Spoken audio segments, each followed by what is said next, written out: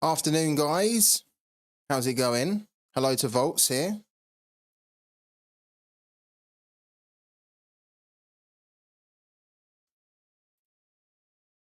How's everybody doing?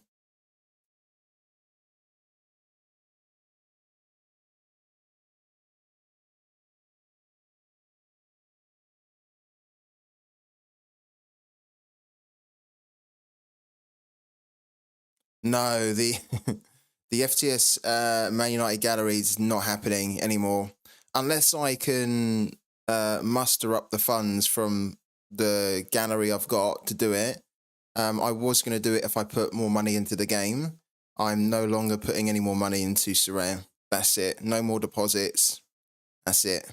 Still going to play the game, but it's not getting any more money from me. And this is kind of what we're going to really be doing on the stream today is trying to work out like how I can start to rebuild, because I don't want to buy any more limited cards either. So the focus has to be on rare, but I don't have a lot of money here. We've got £2.35 in the balance, and then we have a couple of cards that I'm not using, and maybe we need to try and sell them to like raise more funds. We have a couple of rares already. But yeah, that's going to be the plan. Yeah, I think. It's very, very quiet in here. Let's wait until more people come in. And as we're waiting, I will try to figure out what cards I maybe need to get up for sale. I don't actually think I'm going to be able to sell many of them, because most of the gallery that I did sell were kind of like my better players, but you never know. Like, for example, Ben Bender, I probably could sell, but I really don't want to. He's like a level 20 card, and I bought him for £33, so it makes more sense to hold on to him. These three here as well. Same for George Cox, who's level 17. A lot of these real old school cards I need to keep hold of, I think. Yeah, I did. I withdrew. Yeah, I took a lot of the money out from my gallery. And it's going towards a new computer, which I'm hopefully going to buy tomorrow or on Friday. Yeah, and that's going to allow us to do more stuff on the channel as well. How much is Elman? I think Elman's worth something like what? Look, he's rare. Elman's rare is £1.42, which means his limited is like 50p. There we go. Wow. And look, I bought his limited for £50, not 50p, but £50. Wow. So like 100 times more, which is, again, a reason why I wouldn't sell him now. Okay. So all these guys are kind of safe. Botheim I don't want to sell. Heisa we could sell, but again, we spent a lot of money on him. So I think it's just better if I keep him. Why is it just Volts in the chat at the moment? Where is everyone? Don't be shy.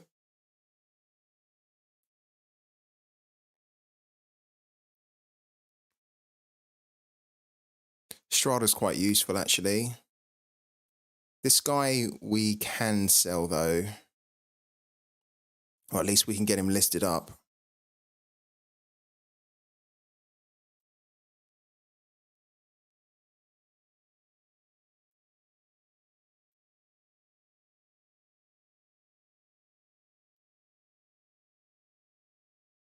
Hello to Pangelino. How's it going, man?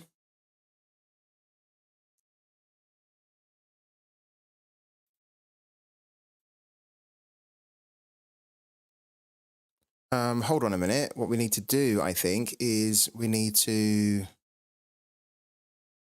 put our card at maybe 52p or 51p. Yeah, I think 51 if we can, or even less than that, 50p.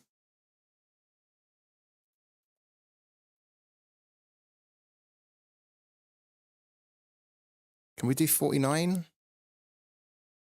We could do 49. And then that should be able to get it listed up at 0.0003. and it will then come up first as the cheapest on the market.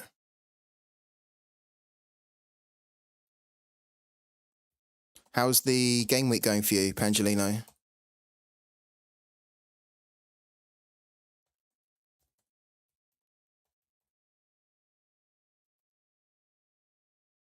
There we go.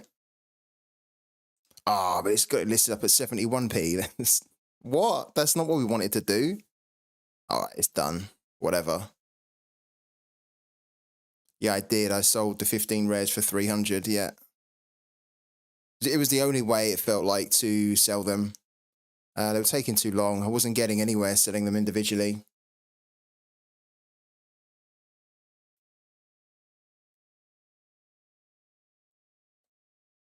Let's do that as well.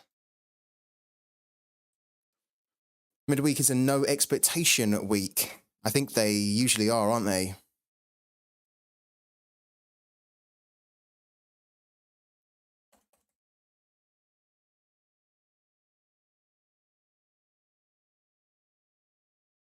Grylac we bought for £1.80. Maybe we hold on to him because we're going to be able to get some use out of him over the summer as well. Armored Goose we bought for 57p, which is very cheap. However, his rare is not much more than that now. I wonder if we can sell him. Probably not. Let's try it though. Let's try and sell him for 57 or like 0.03.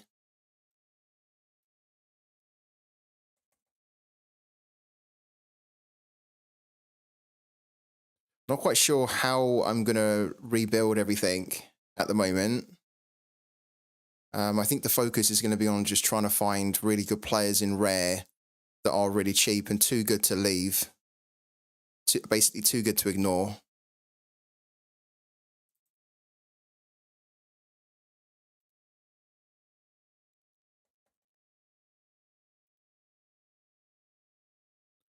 All right, he's up. Anti-Airsig we're going to keep hold of. What's going on with Airsig? Has he actually signed a contract with Fortuna, or does anybody know? Because there were rumours that he was talking to them, but then I haven't heard anything since, really. What's going on?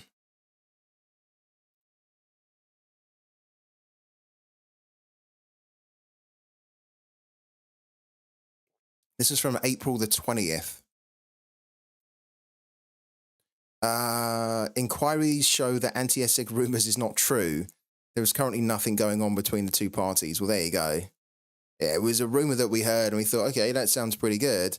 But if this is to be believed, then it was just a rumour.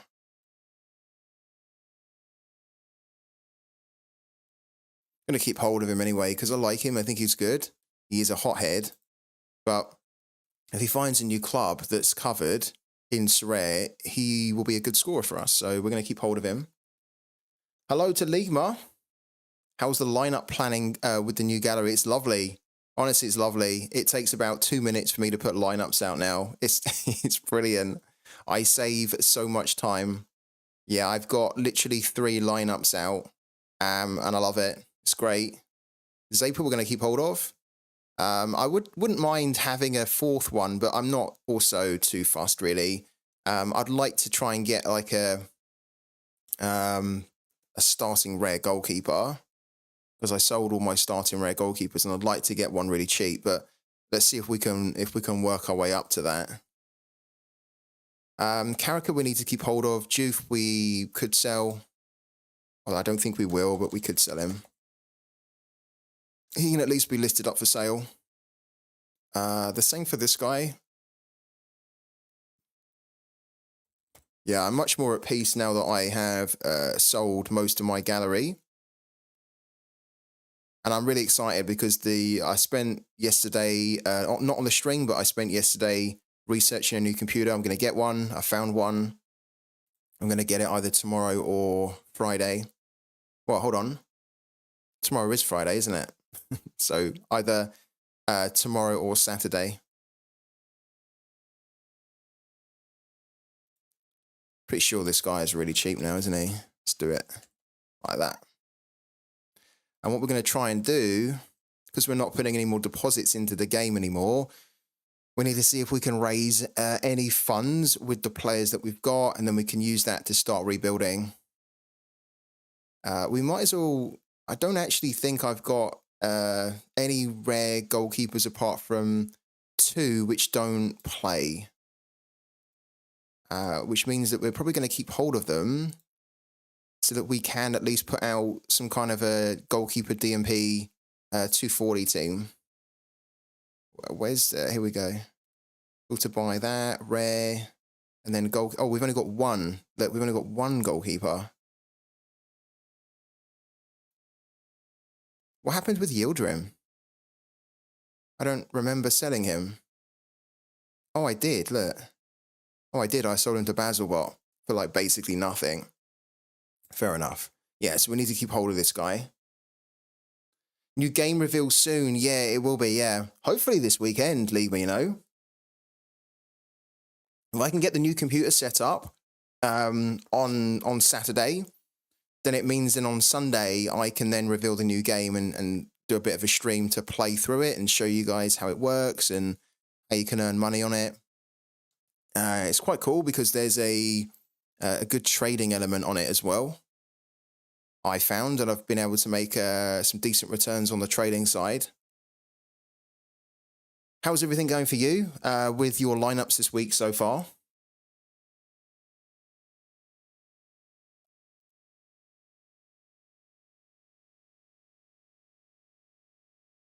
Let's put this guy up as well.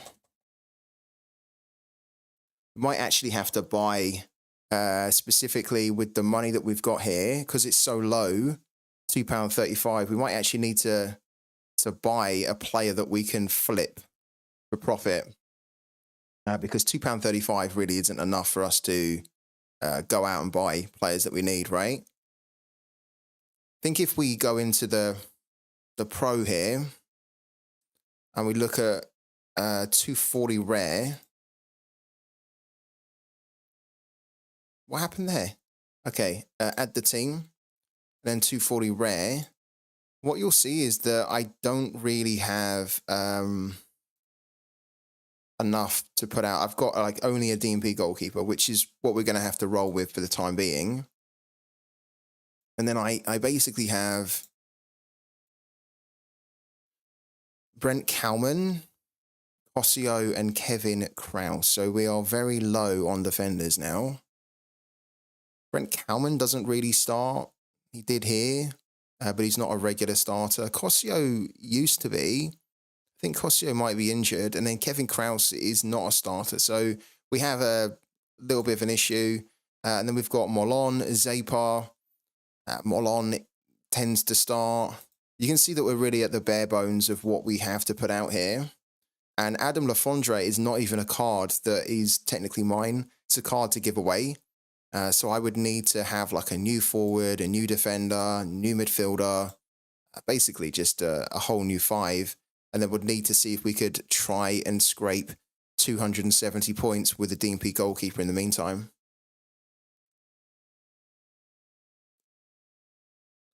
No lineups for the midweek, and no planning yet. Been a bit busy this week. Don't you think it would be better to sell the rest of your rares if you don't have 5 regular starters? No. If I sold the rares, then what that would mean is that I'd have to play limited and have to buy limited, and I'm not buying limited anymore. Yeah, I don't want anything to do with it. So we will use the rares here as a starting point, and then we will, because these are good players actually, I think. Kevin Kraus is good. He's just playing for a bad team. I hope he gets a transfer. Molon's pretty decent. Again, he's playing for a shit team though. Zapa's great. He's injured. Cossio's really good on his day. I don't really know what's going on with him, but obviously we can't rely on him at the moment. And Brent Kalman's just quite a useful player to use every now and then when he is projected to start. And he only cost me... How much did he cost me? I think he cost me only a couple of quid, if that, Brent Kalman.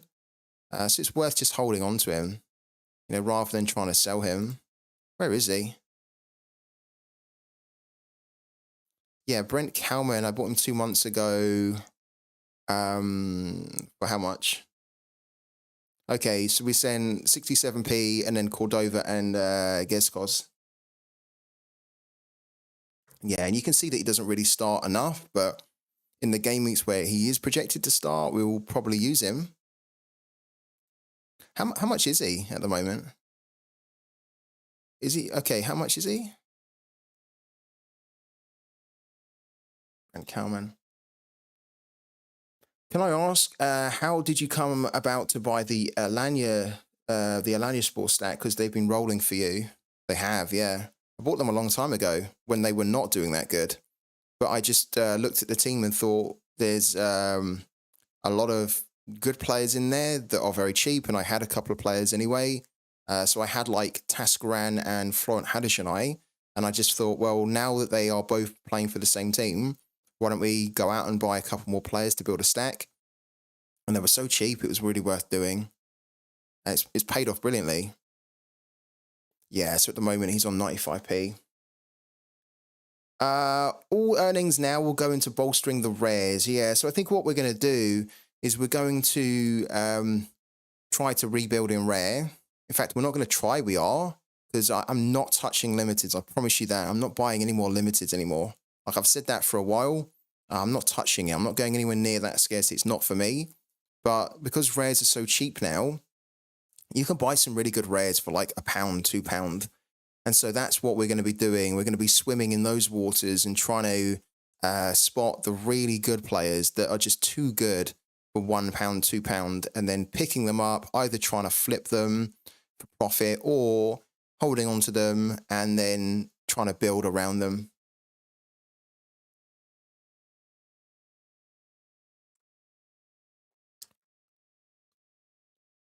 Don't you think you won't hit the 270 before the cap 240 is gone? Probably, but I'm not too bothered, to answer you, Pirek. The other game that I'm playing, just to make it clear, with the cap 270 or the cap 240 in this game, right? If we hit 270, we win $15, right? And that's $15 for the week. In the other game I'm playing, I was making $15 a day, right? $15 a day. Which I am still playing, and I'm going to be showing you guys that game very shortly. And that isn't even that good in the game. I'm seeing people that are earning $100 a day in that game. So I'm not too bothered about hitting the threshold. I'd like to do it. If we can do it with a DMP goalkeeper, great. If not, it's not the focus really for me, because I'll be playing the other game and we'll be making more daily on the other game than we would on Sorare in a week anyway. So yeah, we'll give it a go. Hello to Nico. And hello also to Graham as well. Did I find a new PC? I did. I found one, spent quite a bit of time researching it. I'm really happy with it now, and I just need to pull the trigger, but I'm waiting for a little bit more money to come in. You know what it's like when you withdraw money from Sorare. It can usually take a couple of days or so. If you are withdrawing from the cash wallet. So I just need to wait for that to land in my account, which I think will be today or tomorrow. And then once that's happened, I can then go and buy it. And then hopefully I get the computer on Saturday. I can set it up. And then on Sunday, excuse me, then on Sunday, I'll probably do a, excuse me, a stream on Sunday with the new game.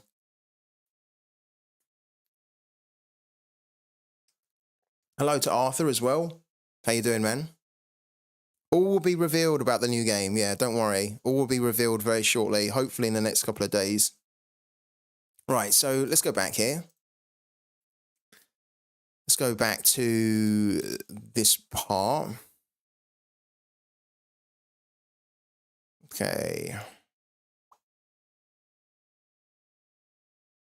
Yeah, we need that guy for now, just so that we can put out a DNP rare 240 team. Steven Handel we bought for £5.90. Let's hold on to him, because Steven Handel's actually pretty good. He's a backup, but he's a good backup. Marvin Martins is actually a player that I think should be in demand. He's a good player as well, Marvin Martins, but I don't think we're really going to need him in this new rebuild that we're doing. He's only 71p. I mean, it is at the end of his season, right? But I think I could go and find another player that we could use in rare. So we could use the 71p to put towards like a £1, £2 player in rare. And this is another reason why limited doesn't apply to me anymore, or doesn't appeal to me, is because like if you can get a player like this for 71p, but then you can get some other players that are pretty good as well for £1 more, I'm going to get the player in rare. Let's put him up. I don't mind selling Marvin Martins. I do like him a lot, but doesn't really fit into what I want to do anymore now. Okay, Brad Knighton. These guys need to be given away. Look, these were given to me 9 months ago. Who wants these guys right here? Like, I'm going to give away these 3 right now. They've been in my account for 9 months. They were donated to me.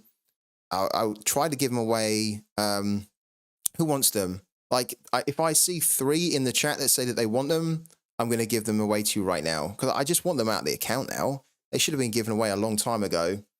So Pirek can have one. Neil can have one. And then Jack Spanja. Spanja? Spanja sounds wrong. Sorry, man. Yeah, so Pirek, Neil, and Jack, you can all have these ones. Pirek, what's your name on Sorare? Is it literally Pirek? Pired. Okay. There we go. Okay, I'm going to send you the Brad Knighton. Okay. Do what you want with that player.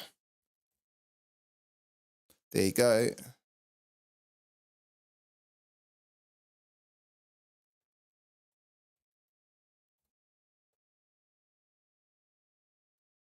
Of course. Of course. My nuclear passcode going all wrong.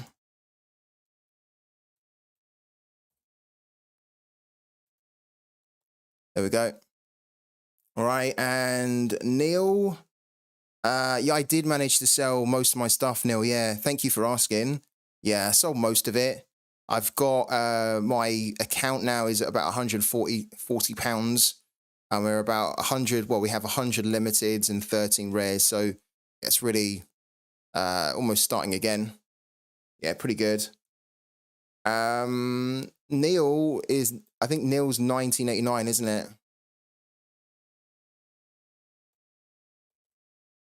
Yeah, there we go. So Neil, you can have the Joe Robles card. Joe Robles, there you go. Done, and then Jack says his name is Back FC. Okay. There we go. Yeah, all good, man. All good. You're very welcome for the card. I really wanted to give those away a long time ago, but as I say, we tried to give them away. I think we did give them away a few times, and they just never got claimed. So it's just, you know, you're doing me a favor by taking the card. That guy who bought those 15 rare cards must have helped out a lot. He did, yeah. I was very grateful for that. I actually spoke to him. He's a really cool guy. He says he jumps in the streams a lot, and he loves what we do. And I said to him, like, thank you, you're doing me a big favor by taking the cards off my hands. And I said to him, like, you've also got a great deal there because it's 15 decent cards that, to be honest with you, are worth a lot more than £300. And I think he's already selling them. He's already got them listed up, so he should be able to make a decent amount of profit on them. Yeah, he got a huge discount. Yeah, massive discount. I could have probably sold them for more. Yeah, but I thought 300 was just a nice point to get people interested, and I had a couple of people reach out to say they wanted it, so it was the right thing to do. And at the end of the day, it's going to get me help me to get that computer as well. Yeah, I've got enough now. Found the computer that I need. It's actually pretty strong. So I'm going to be buying that tomorrow, hopefully. And then I'll get it Saturday. And then on Sunday, I can hopefully stream with the new computer. And I can show you guys the new game that I've been playing for the past 2.5, 3 weeks. that's been really good, and I've made £120 on it in the past 2.5 weeks, and honestly, I've been enjoying it. I loved it. It's so fun, and I think it's got huge potential as well. So yeah, don't worry. I'll be telling all you guys. Yeah, it's not about football. No, it's not about football.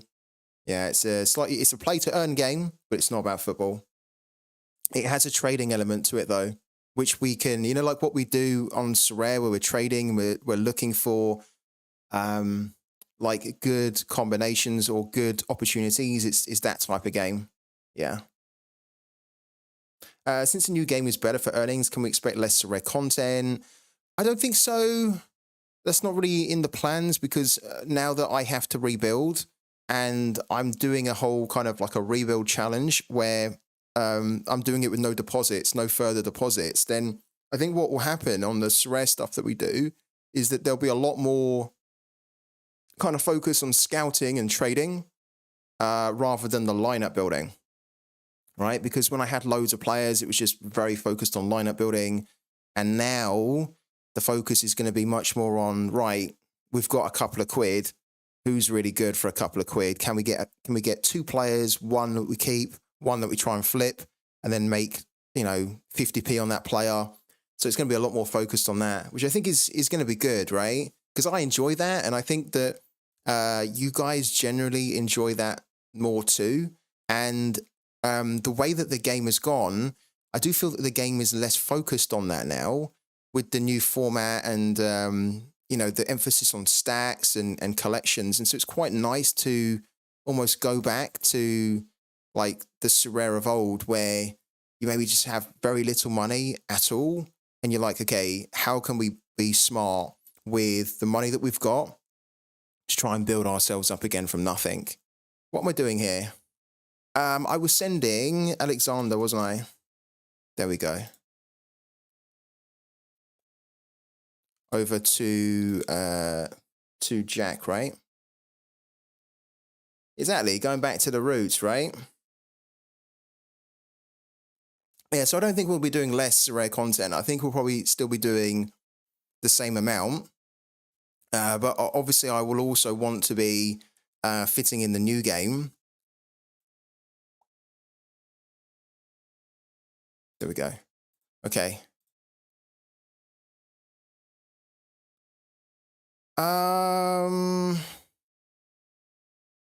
Okay, yeah, Pyrrhic's got him up for sale already. Good. And then Costio we have in rare and limited. I don't think we need him in rare and limited, if I'm honest with you. Let's put him up for sale as well. I'm happy to have him in rare.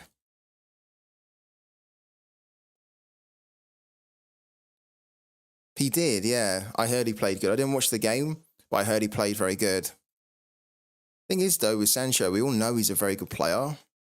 It just seems like he needs the right environment, and he needs to be in the right mindset and attitude to be getting the best out of him. I won this guy in an auction. Oh my god! I'll be honest with you. I honestly don't remember buying this guy. How random is that? I thought that this guy was given to me from one of you guys, but I actually bought him. This guy can go up as well. Got no need for him. I must have bought him for like 1 game week. Well, I just needed to fill a gap. I don't remember buying him. All right. These guys are up now. Let's go to the next page here. That is really good, yeah. That's insane. Did you line him up as well, Neil? Did you have him? This is going to be a difficult one to try and sell Marlon. In fact, do we even do that? I quite like Marlon, even though he's not covered anymore. Let's just get him up anyway, right? We're kind of at the point where any type of money that we can make from a sale will help us in rebuilding. And the same here. Like that. Daniel Steres is a card that also needs to be given away. Who wants Daniel Steres here? I'm not going to give it to the guys that have already been given a card, but who does want a Daniel Steres, which I can send to you straight away, live on the stream? Pirek, Neil, and Jack can't claim it, but anybody else who wants this Steres card here, let me know in the chat, say me, and I'll send it to you straight away. Jan Gregus, we probably should sell him. Yeah, we should try and sell Jan Gregus here.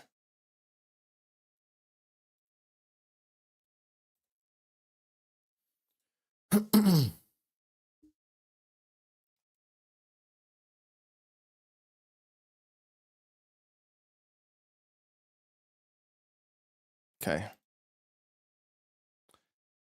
Dion Soares, it's for you then. Hello to you. What's your Sorare manager name? And I will send you the Daniel Steres right now.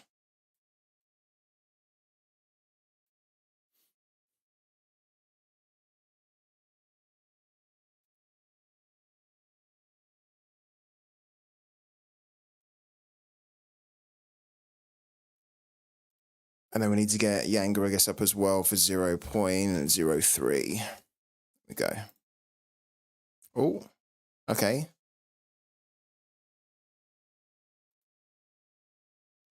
I did, yeah. It is good, yeah. It's really good for them. I would want them to go through as well, because given the fact that they are the champions, right, in the MLS, I think it's a good sign for the league too. Morley and Monarch. Okay. Oh, I didn't realize that that was you. Yeah, Morley and Monarch. Cool, man. Yeah, we've seen you over here on Twitch as well. All good, man. Let me get this guy up first of all for sale, and then I'm going to send you the Daniel Steres card.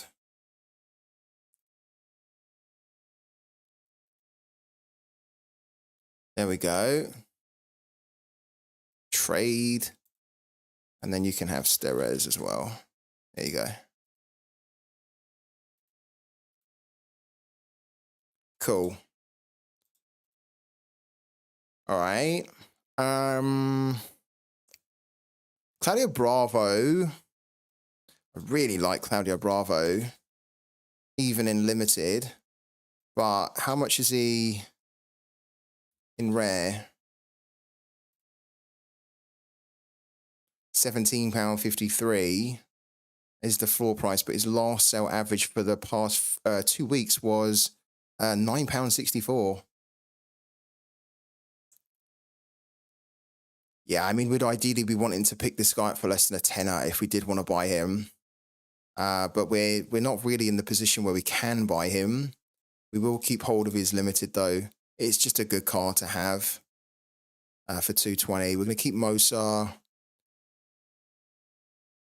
I think Morales, the the rare Morales, I think I actually sold the rare Morales. I'm pretty sure I did, actually, which is a bit of a shame.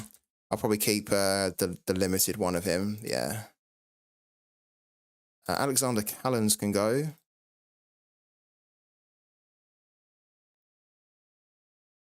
The good thing here is that there's not really an urgency to sell these guys, right? Most of the players that I really needed to sell, I've sold. These guys can take as long or as little to sell as needed. Hopefully quicker, though, because then it allows us to start rebuilding quicker.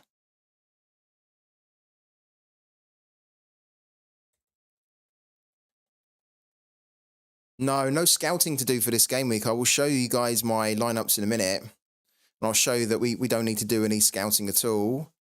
We have already, like, decent lineups to put out. But we will do some scouting for new players that we are going to need going forward.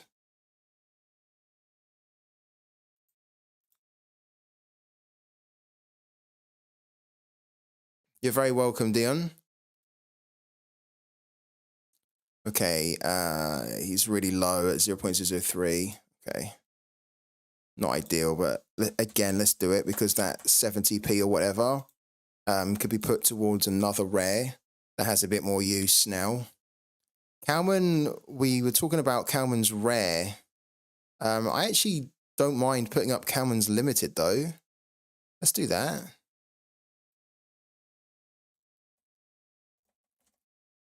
We bought him really cheap anyway. We bought him for like, look, 41p.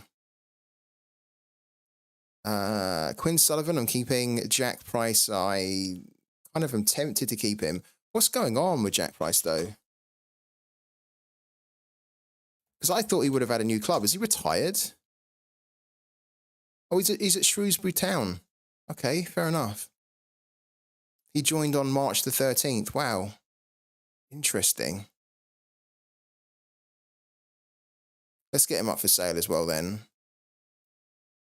I bought him hoping that he would join another club that was covered, and I bought him for 43p. So I figured that it was going to be very difficult for us to like lose money on him. So if you buy for 43p, you know, even if he moves to a club that's not covered, which is what he's done, you should still be able to sell him for more than what you paid for him. Let's do that. I did. I saw Harrison Delbridge with a huge 100. He's so good, Harrison Delbridge. He's a player that I actually owned a long time ago. In fact, when did I own him? I think I owned him in rare as well. In fact, I did own him in rare. When was it? Like 2 years ago or something now. Yeah, look. I owned Harrison Delbridge in 2021. Look at that. I bought Delbridge on the 30th of November, 2021. That was about 4 or 5 months of me being on the platform.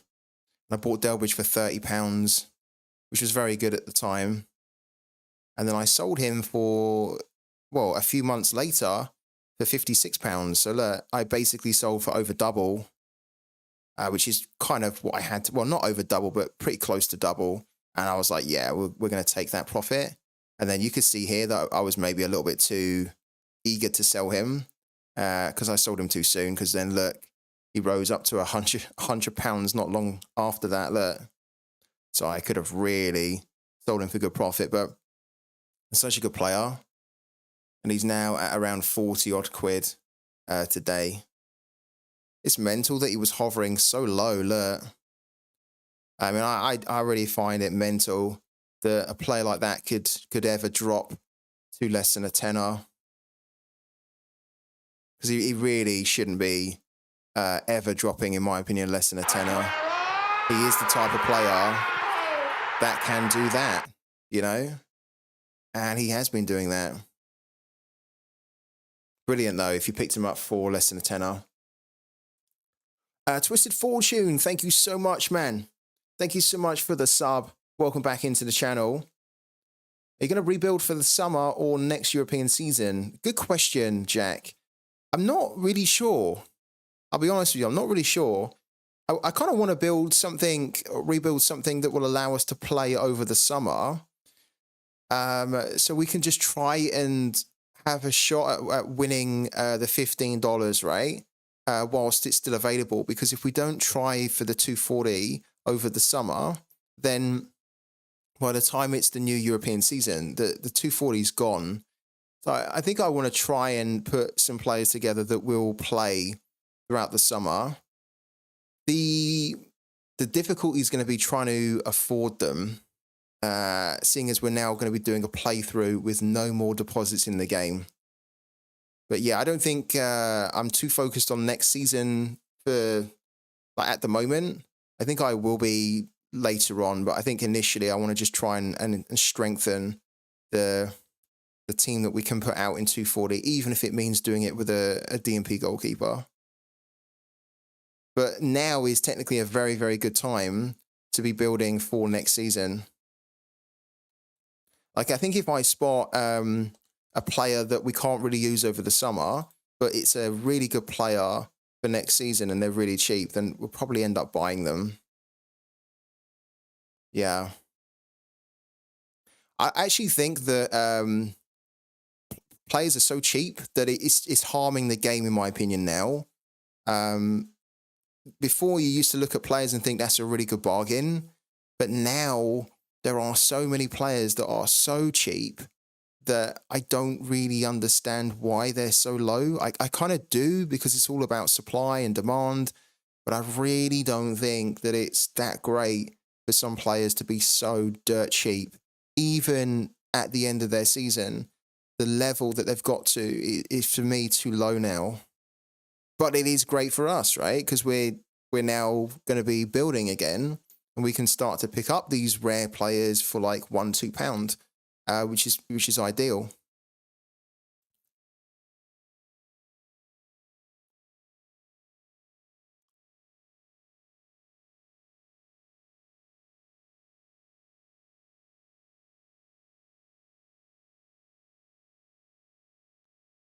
All right, let's get Kevin Krause up as well, because we have his rare. Don't think we need his limited if we've got his rare. Chimera Monteiro, we should probably get up as well.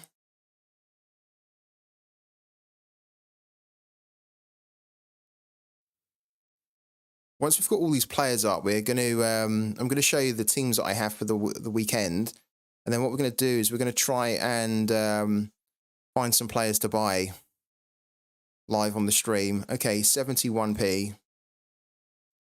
Let's do it. This is the funny thing, is that every player that I've got here can pretty much go up for 71p. There's almost no point in us checking. Bitterlow's a free agent still, I think. Or Bitolo. Yeah, he's still a free agent. He's not found a club yet. Gonna hold on to him, because the moment he gets a new club, his price will shoot up. The Luton guys we're keeping, and Quinn Sullivan, we're keeping him as well. Okay, we're nearly there. Do you think I should sell my rare Olsen after this game? We could pay 17 for it, and he's been selling for 65. Yeah, I would. I would. Yeah, I think if I was in your position, I'd be doing that. Kevin Sandoval, I like a lot. He's not really starting at the moment. I think I would prefer to sell him, even if it means we make a little bit of a loss on his card. Then maybe we try and pick him up in rare. Yeah, like, look, he's £7.35 floor. His last averages in rare, sales average, was £2.58. Now, we would be, if we did ever look at picking up this guy, we'd be picking up a guy who's a sub player at the moment, but he's very, very good. And this is the type of player that I would be trying to target with my scouting. Who's very good, but who's maybe not starting at the moment, and then who technically could start in the future, and then their price could just rocket. And if we could get a player like that for around £2.58, then we probably will. But at the moment, we don't have the funds to do that.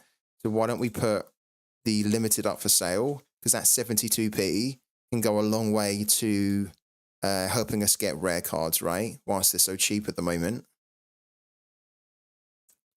Ivan Rakitic is a card that will be given away. Adam Lafondra too. Brent Cowan we talked about, we're going to keep hold of. Pereira is actually pretty good, and he has some good midweek utility. I think we could sell him.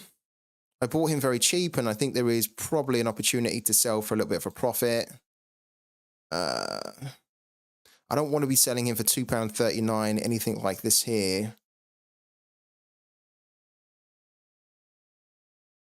He has a game coming up soon where he could be more in demand. Why don't we drop his price down to like £5, right? Or actually, we can do it in Ether as well. If we done, what is it, like 479? No, 449. That's perfect. Because then 449 is less than 450, and it's also less than 0.002. Okay, I'm happy with that. Hello to Audris Vinagris. How you doing, man? What's the plan with the rebuild? We are in the process of doing that right now. We're going to be rebuilding mainly in rare. In fact, in rare, I'm not interested in limited at all. And we're going to do it without any more deposits in the game. So it's going to be a real challenge, honestly. It's going to take a while. It's going to be a lot of grinding, and we have to get our scouting spot on. But we can do it. I'm confident enough that we can do it. And we're going to have to hope that we can win the threshold one time, at least one time, because then with the $15, that's going to really help to get the rebuild massively underway, and we can put that money towards a goalkeeper. We don't have a rare starting goalkeeper. Yeah, so he's now 0.019. Brian Kufra, I want to keep hold of. He's a free agent. These guys are to be given away. These guys are for the community team and my Luton team that we're doing. Lamella's to be given away. And then these guys are to be given away. Vincent, I'm going to keep hold of. Yeah, perfect. We've got everybody that we need up for sale. Okay, let me show you my lineups for the weekend. All good. Celebrating Dortmund win yesterday. How are you? Yeah, you must have been really enjoying that. I am so surprised that PSG did not score. I think if I would have, like put a bet on that game, I would have put a bet that it would have been like both teams to score, because it's so rare that PSG don't score. A great effort for Dortmund to keep a clean sheet there. I fall to sleep most nights listening to you. I don't know whether to feel privileged with that or creeped out by that. I also don't know whether like my voice is a good voice to fall asleep to. Is it? Maybe I should talk to like some book publishers and say, hey, start getting me to do audiobooks. Have you seen Play Sharper for the Luton game? I haven't. It says Adebayo 95% to start. Ooh, I haven't seen that. I wonder if maybe Hatter will jump into the stream today and we can ask him directly what's going on there. I don't think it's going to change things for me, though. I think my team is pretty set. I have to say, it's probably a compliment from a. Are you an Aussie, Dion? So you not only live in Australia, but are you actually an Aussie? It's probably a compliment if you're an Aussie to say that a Brit has a soothing voice to send you asleep. Still think that's funny though. Right, what are the teams for this weekend? What you'll be able to see is that we don't have any teams in the new format, right? That hasn't really changed too much from before I sold all my players. We were not really putting out a lot of teams in the new format. We were still very much focusing on the old format. The one team that we do have in the new format is the community team, right? And I'm going to ask you guys actually soon who you think the players should be that we put in to the team. But we'll do that tomorrow, right? When I say soon, not today. We'll do that tomorrow when it's closer to the game week starting. But that is the only team that we're putting out in a new format. And then the other teams are in All-Star, pretty much the Alanya Sport stack, as was mentioned earlier, that it's been working really well for me. We're going to put that out again in All-Star, and we're going to hopefully play Vincent Vermeij as well, who has a home game against Nuremberg, who are not very good.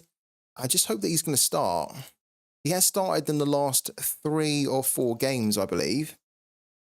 And he is very good. He's got a really good fixture. If he's scheduled to start again, oh, look, he's at 55%. A little bit risky, really. No guarantees that he's going to start there then. Yeah, I mean, hopefully he does, because I don't really have any other better options. Although technically, if Adebayo is projected to start, then maybe we could add a bio in here like that, right? So our fullback could be Adebayo, but I think I want to try to play Vincent for Mai if I can. Look, he can see he's played every of his last 5. He's got good scoring to him as well. Yeah, that's true. Probably they don't start him. But to be honest with you, Neil, I don't think they have the luxury anymore. They are basically 2 games away from saving themselves in the Premier League. They don't have the time, I think, to be trying to ease him back in. They've almost got to go for it. If he can play any part, they probably need to start him because they need goals, really.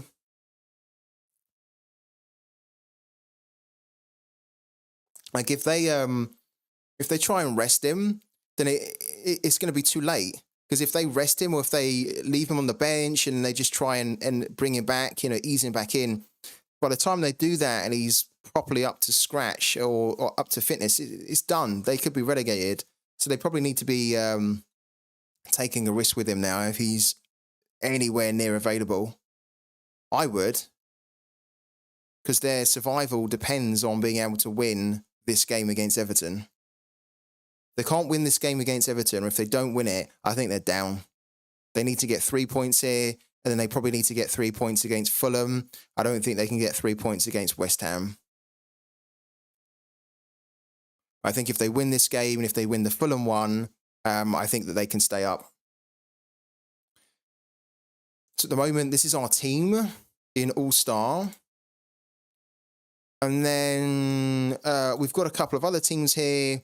This is the Luton Town team, which we're going to play in 240. And the great thing with this is that it fits perfectly, perfectly into Cap 240.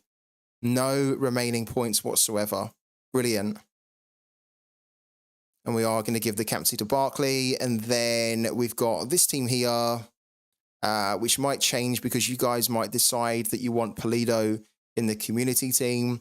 If you do, then I will probably switch around one of the Sporting KZ players into here instead.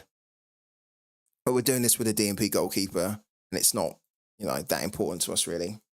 Right, back in 5.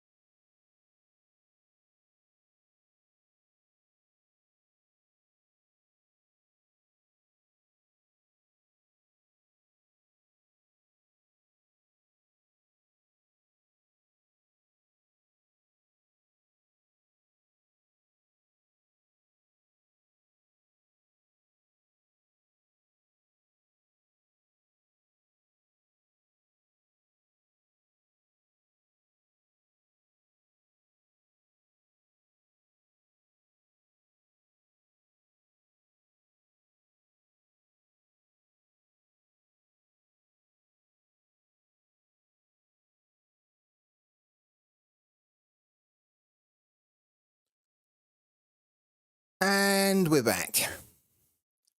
All right. Hello to everyone that's just been tuning in.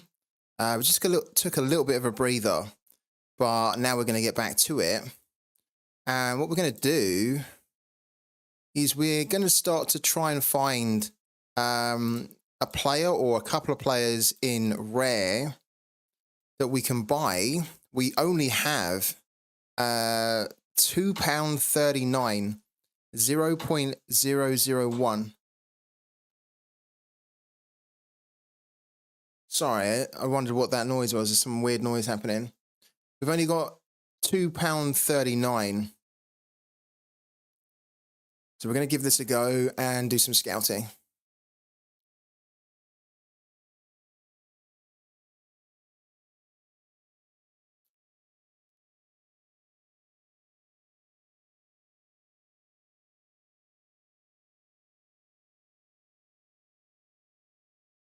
We're going to do the dumpster diving preset. Any players are fine.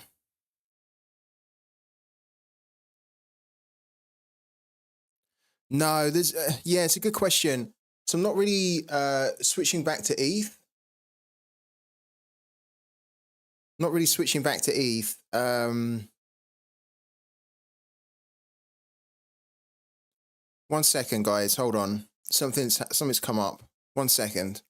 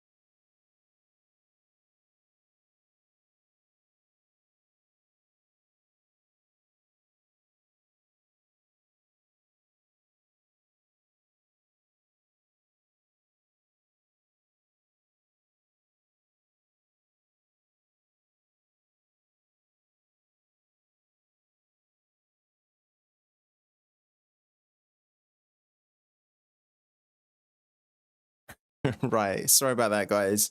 There was something happening in my garden that I had to go and check out. It's all good now. Right. Any reason for switching back to ETH? It's not really that I'm switching back to ETH. It's just when I was selling my gallery, it made more sense if I could sell and accept in cash and ETH, right? To increase my chances of selling. Yeah. So, because it's so difficult, isn't it?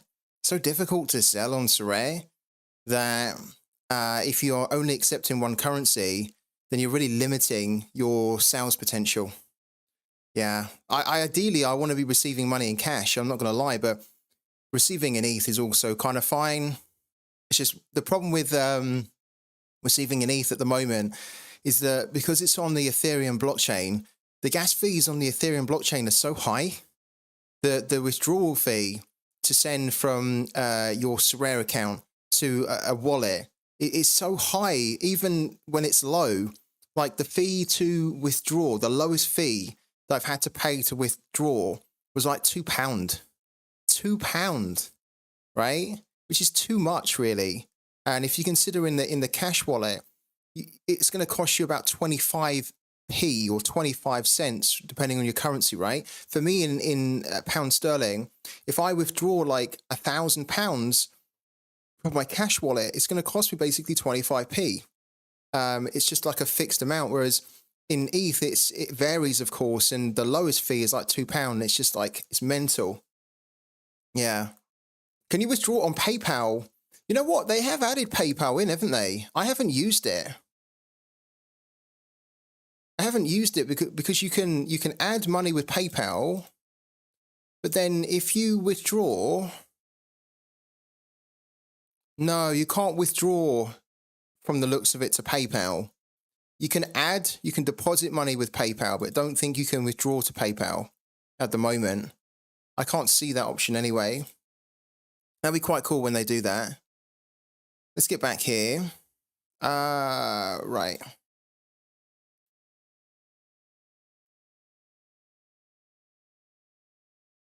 We want to have that at about £3.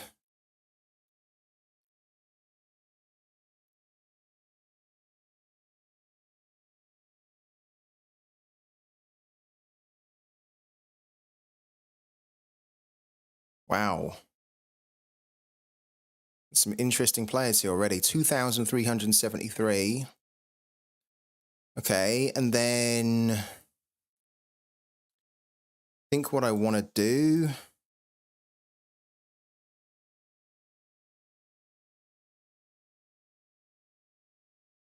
Probably want to put some kind of an L40 on. Like that. L15 can go up to 10% as well. Like that.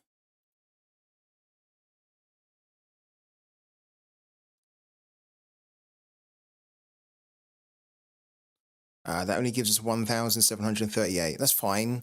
We need to run through players in here that we think there's a potential to pick up in rare. Look at rare. Look, 48p for some of these rare players here. Now, a lot of these aren't really going to apply, but there will be a few players here that will be, in my opinion, worth picking up. And then trying to flip.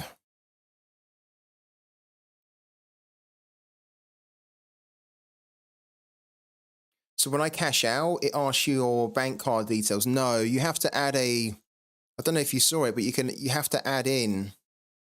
Like if I withdraw to cash, right? Or if I withdraw cash, it asks for my bank account details.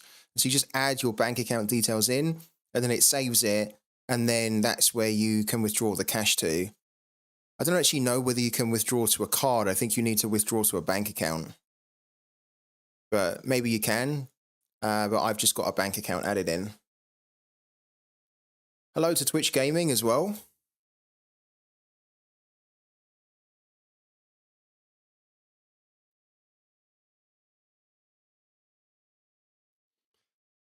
This guy was kind of okay when he was playing for Lorient. He's a free agent at the moment. And what's happened to him? Is he retired or?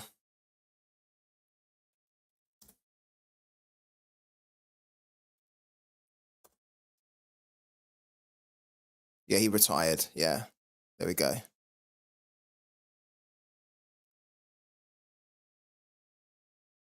Okay, not this guy.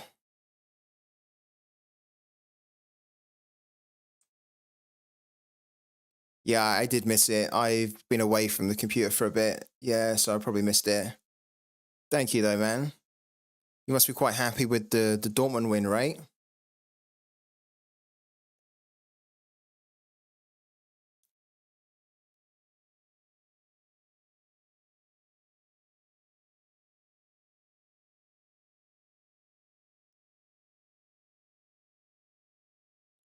This guy is actually pretty good.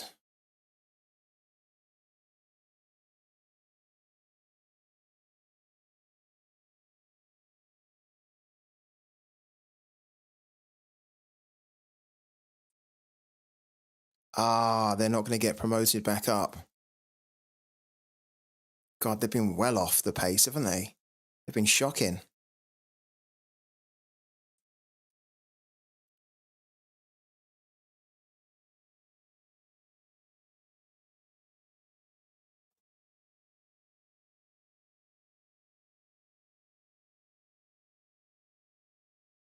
His contract expires this summer. This guy's decent. He scored a lot of goals in. He scored a lot of goals when he was in the Super League.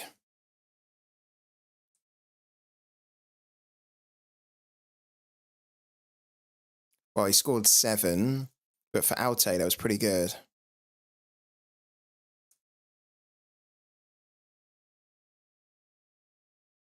Voice is fully gone though. Yeah, I can imagine. Oh my God, this guy bought in for 26p.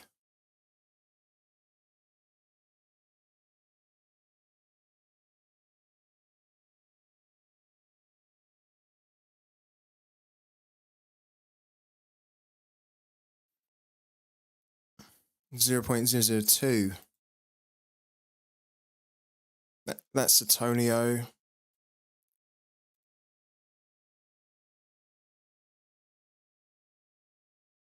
Ah, okay. Isn't this the guy who just bought him?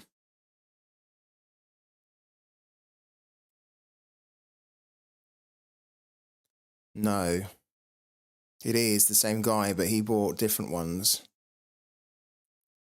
He bought 17 and 22. Oh, this one is 17. Ah, what's he doing there? Yeah, he literally bought this yesterday. He's trying to flip it, isn't he?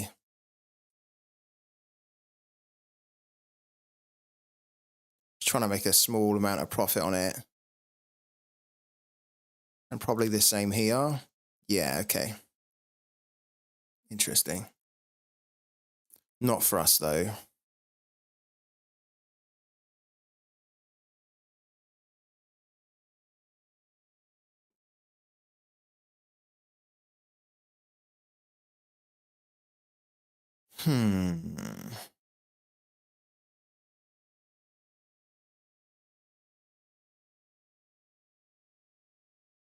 There is a Sorare account that buys all those retired players called Retirement Home, I think. Is it really? Or are you just messing about me here? Is there really an account called Retirement Home? If there is, it's quite funny.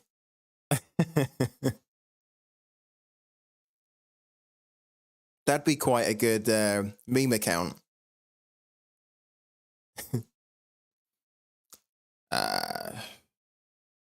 If you wonder what I'm doing, I'm looking at players and I'm trying to figure out what would be a good investment. Because one of the things that we need to be considering when we're now doing a bit of a rebuild here is that if we buy a player, it needs to be a player that if we can't sell, we're happy to keep, right? And we feel that we would be able to use them.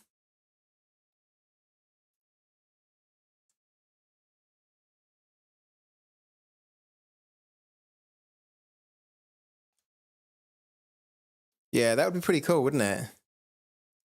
Welcome to the Sorare retirement community. There's Jonas Hector, yeah. I think one of you guys was mentioning that you had a Godin. Yeah, Hector's also retired, hadn't he? What a shame that he retired because he was brilliant. Jonas Hector. This guy was so good.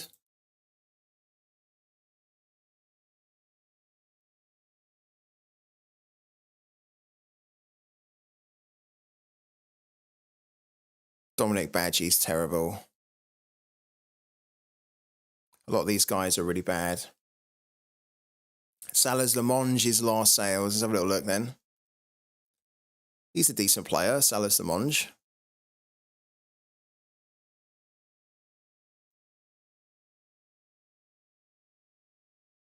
£1.58. £1.31. Wow. That's the way to do it. You buy a player like that when nobody wants them. That's kind of what we're doing. We're trying to find a player that is like a couple of quid or something.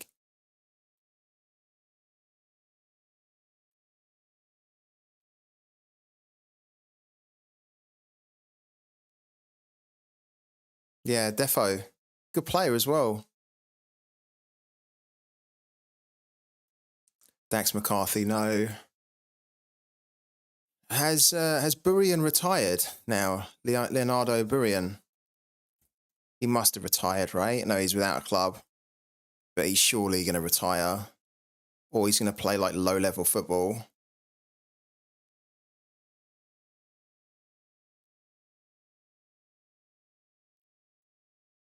Trojan horse. Badgie. He did have a run, yeah. If you pick up a player like that, really cheap, and then they have that run, that is literally your window to make a profit on them, isn't it?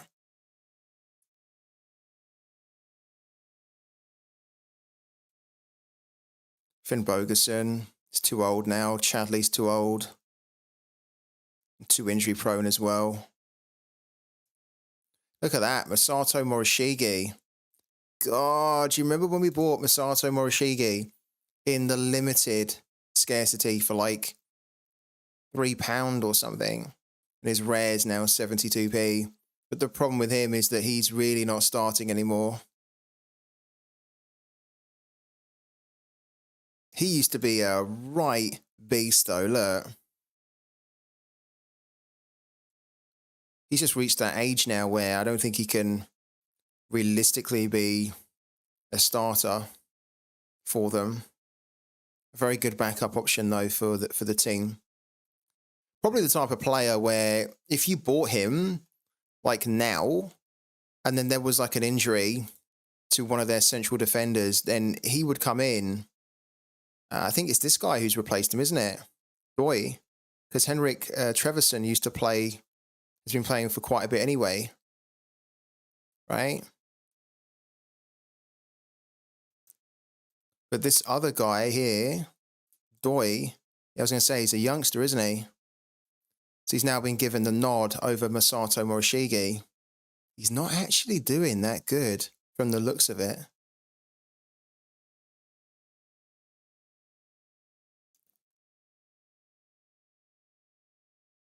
Who was saying that he was going to replace Vasquez?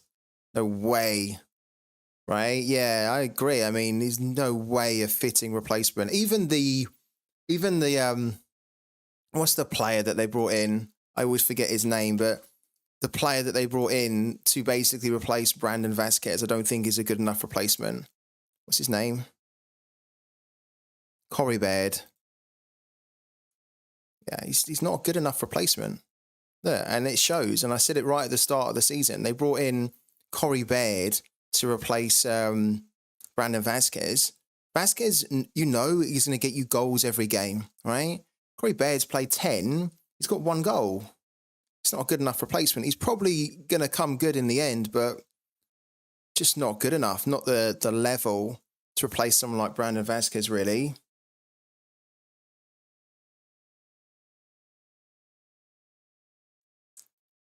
This is a little bit tempting to pick up Masato Morishige, because I don't actually think that this guy has been doing that great. But the reason we wouldn't do it is because Morishige is just a little bit too old, and it just makes it very difficult to sell that type of player who's at that age, right? In this type of market. He's not doing enough defensively at all. He's losing so many duels. He is not making enough tackles or interceptions. He's obviously a youngster from their academy that they want to develop, which is why they're giving him first team experience. And who knows, as the season goes on, maybe he'll grow a bit more with his performances. But at the moment, he's not really been doing that great.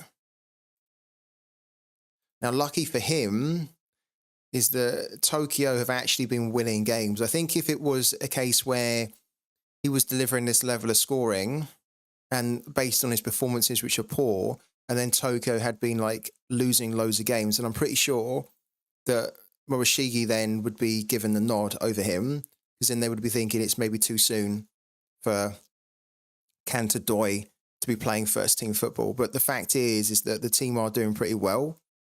And that just means that there's less chance for Morishige to come in now, even if Kanta Doi is doing bad. Do you know why Play Sharper doesn't show expected scores this week? I actually don't. No, I haven't even looked at that myself.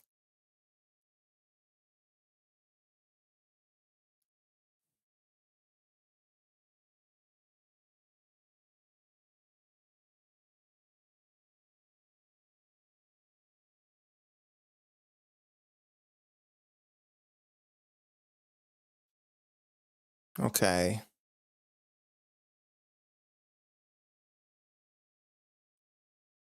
Tiba Halovic is in there.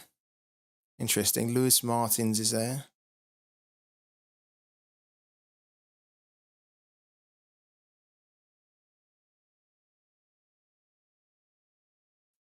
I won't know the player that we need until they jump out at me.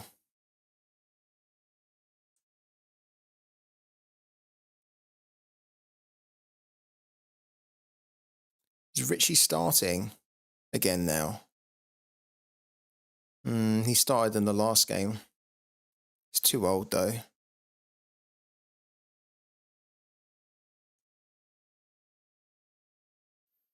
Christopher Trimmel. Lionel Carroll's very cheap, but he's injured again.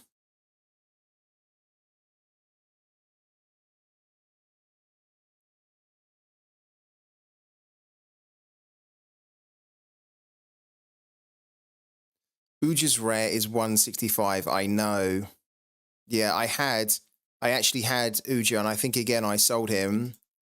I probably didn't need to and should have really, but yeah, I had Uja. I don't have him anymore. Look, I wanted to sell him for a lot more. I think he's worth a lot more than 165 or whatever. I think actually as well, Anthony Uja could end up getting a move this summer. Lars Stindl. Lars Stindl's rare is 72p. He's been quite underwhelming though, isn't he, guys? Lars Stindl for Karlsruhe. I think everyone, including myself, expected him to be delivering. Like, this was good, right? But then he kind of, I think he was injured for a bit, wasn't he? He's been working his way back. Now, there is a very good player here. This would probably be a good one for next season.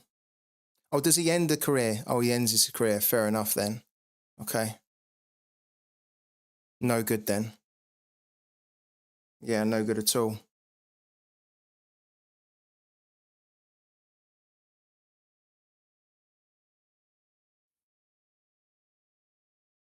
It's a shame that he's ending his career, that he only really got like one season at Karlsruhe.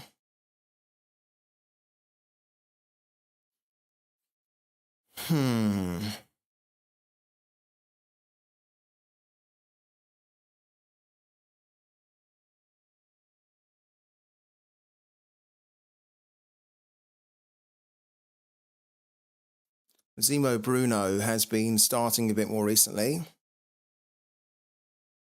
Well, one game. They're going down though, Kortrijk. At the moment, haven't quite found anybody here that I would want to take a punt on.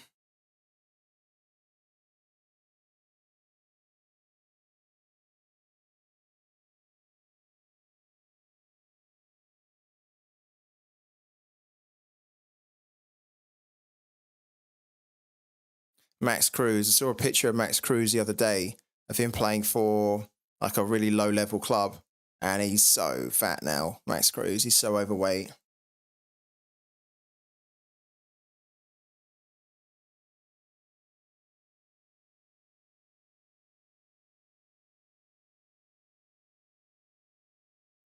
You sold up most of your cards and just going to play with my Salt Lake stack.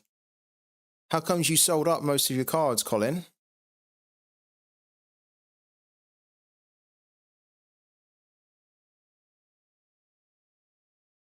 Sounds like you've done something very similar to what we done recently.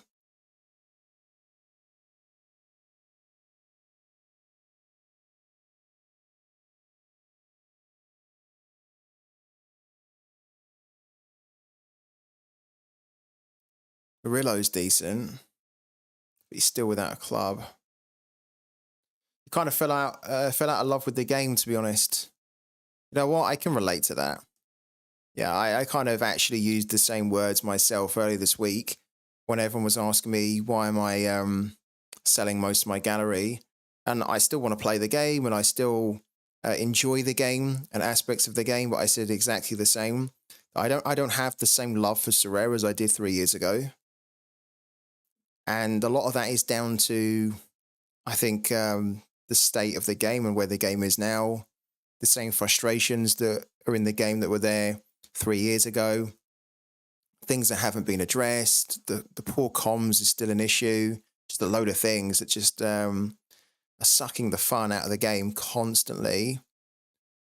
I also felt as well that the emphasis on scouting's been lost a little bit with the changes that they've made recently. And almost like selling most of my gallery and the best players that I had would kind of force me to do what we're doing today, which I got to be honest with you, we haven't really done stuff like this in a while, where we're having to try and find those really smart opportunities where we can pick up an absolute gem for nothing, or we find a really cool player, very undervalued, that we can pick up and then flip, and then obviously build from there. I won a jumbo pack in UC's weekly Discord quiz yesterday. It was about Bodo Glimt. Did you also win a card in there as well? Did you win an epic in there? Not having the caps also makes the scouting less important. I agree. Yeah. I think that was why the cap mode was hailed as like a real masterstroke from Sorare. Because when they launched the cap modes, it's like, wow. It now means that these types of players, right, finding players that you wouldn't ordinarily look at are then very, very powerful in the game. But now, with the cap modes kind of being phased out, there's almost less like need to look at these types of players, really, although we're doing it because we will want to use these players in Capsule 40 whilst we can. Hold on a minute. Romel Quito, didn't he join somebody? Was it Toronto? Who has he joined? Oh, look at that. Al Arabi. Not Toronto. Definitely not Toronto. He joined, the Saudi team. It's a big avoid on that one.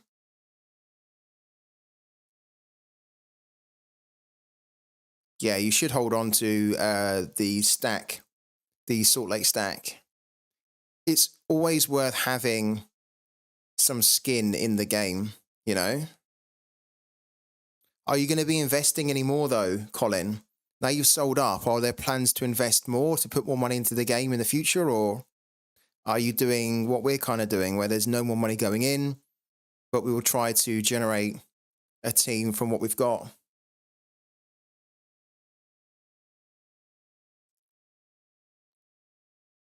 Yeah, the special weeklies will include the cap modes, yeah. So they're still happening, but they're just being really phased back. Or really scaled back, if you want to say that. But it does unfortunately make so many of the low-end cars just really redundant in the game. Which is another reason why the rares have all just dropped.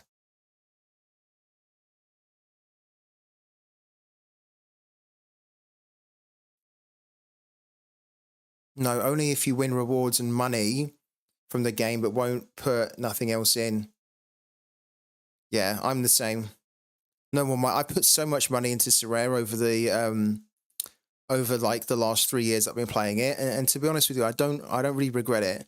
Right, I enjoyed putting all that money in, but I have to also look at the money I put in. I've made quite a bit of money out of it as well. I just think the way the game is right now, and with all the prices just being so low and continuing to getting lower, I just don't think that I would throw more money into it because it just seems like a money sink.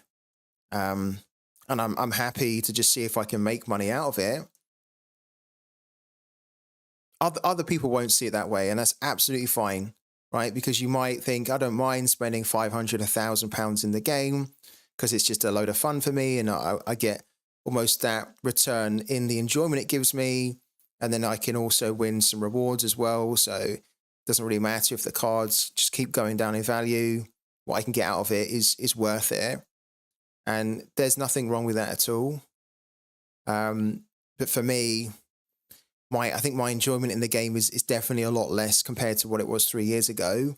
And I think if the prices of the cards were not just dive bombing all the time, then even if I was not enjoying it as much, then I'd probably still be a bit more inclined to put money into the game. But I just can't keep putting money into almost like a black hole where the money just basically disappears. I've done it so much over the last 3 years, and I think I've done it more than enough.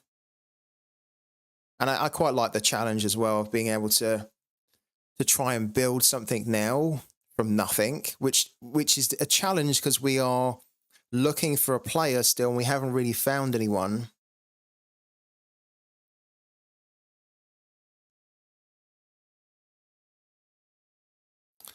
So Demir Grylak's rare is 72p. He is not starting, unfortunately, Grylak.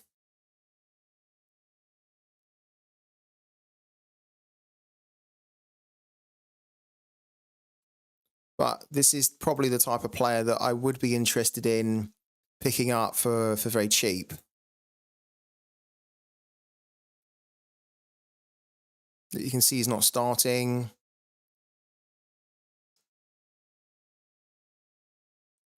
He is the type of player that we probably could make some kind of a return on him. There's 305 rare cards. There are 38 new season cards and 267 classic cards. So if we were going to buy him, we would need to buy him for a lot cheaper than 72p. Like, we would almost need to buy him for like 40p or something. Same here. I'd rather take out some money from the game rather than keep losing it. So for me, playing with one MLS team until their season ends is going to be fun to see if I can pick up some rewards. Yeah, it sounds like we're very similar here, Colin. Because the thing for me is that even though I've sold most of my players, right, I've still got enough in the game to keep it interesting, like every week. So we have the community team, which we can play all throughout the summer. And we can also play in the Leagues Cup as well, which is going to be covered, and that runs through the summer. And then I've got my Luton Town collection, which I'm not selling at all. And if they stay up in the Premier League, I know that I then have a Premier League team to put out next year. If they don't stay in the Premier League, then we've got a very good collection and stack to put out in Challenger, right?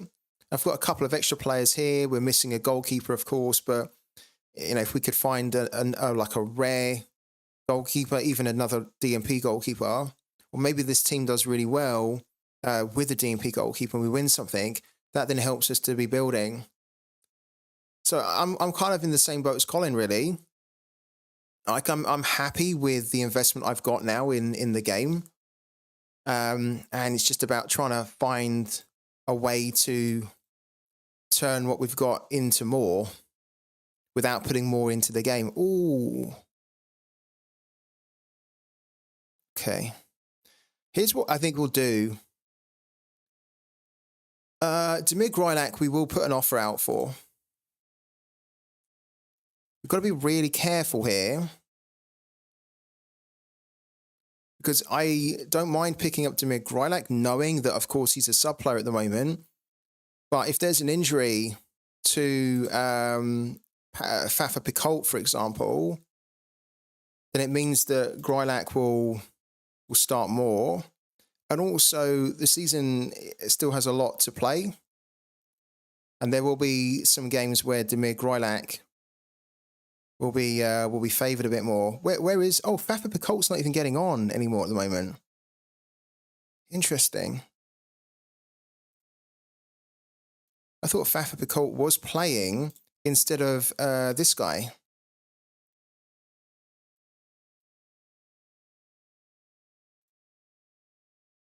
Because Fafa Picoult, he's good. He's really good.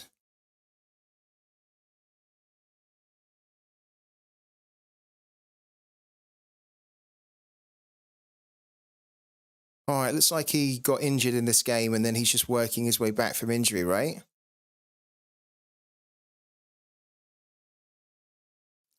Yeah, I want to try and make Sorare fun for me again, but I think me keep throwing money away without seeing anything in return was getting me down a bit. I agree. Yeah.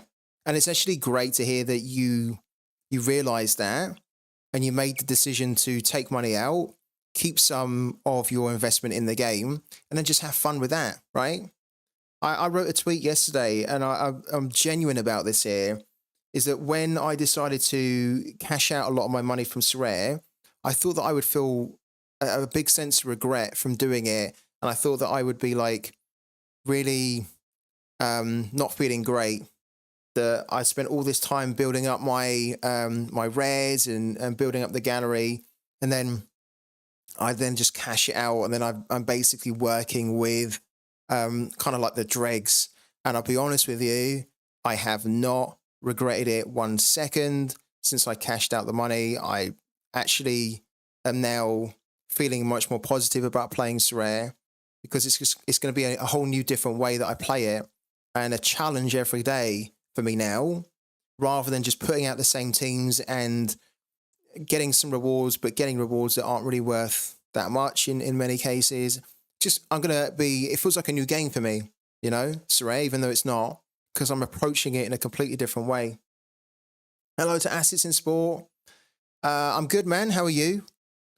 Wish the Leagues Cup was covered for the next game. Did they announce when they will put League Cup games in? I was under the impression that every Leagues Cup game will be covered in Sorare because they've already said that they'll be covering it.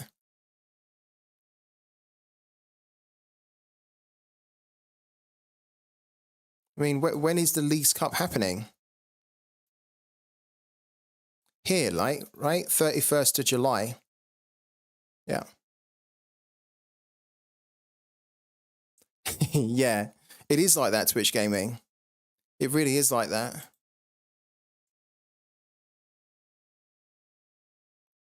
Why don't we see if we can get one of these for a lot cheaper? Or here's what we could maybe do. Because Basilbot is selling a Demir Grylac, why don't we see if we can trade some of our limiteds for the Grylac? Right? Because then that's going to save us the 239 that we have in the account. And we could then shift out limiteds that we're really not doing anything with.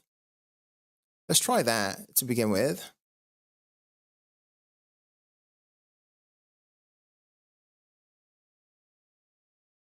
Hold on a minute. Okay, yeah, he's the midfielder card, isn't he? Yeah. Okay. Let's try it. Yeah, I agree. Yeah, so that, like, honestly, the new PC that I'm going to get, it's already going to make me feel great because it's going to massively benefit the channel. It allows me to do more with the streams as well. And it's a good long-term investment, you know, that I can use that PC for the next 5 years, right? And I'm not worrying about the price going down. Of course, even though the price will go down on it, it doesn't really feel like that. It feels like, well, it's an investment that will massively benefit like me and this channel, you know, because it allows me to cover games that I want to cover, but I just simply can't cover because I don't have the system to do it. He was looking at the US Open Cup. Yeah, the Leagues Cup is in July, but it will be covered fully. What are we doing here? Let's see if we can trade a few players, right? For Demir Grylac. Let's try that. In fact, you know what? Let's try these two.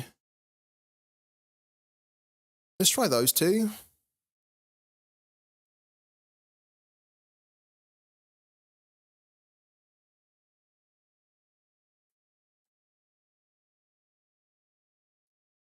You know what? Let's just do the straight trade.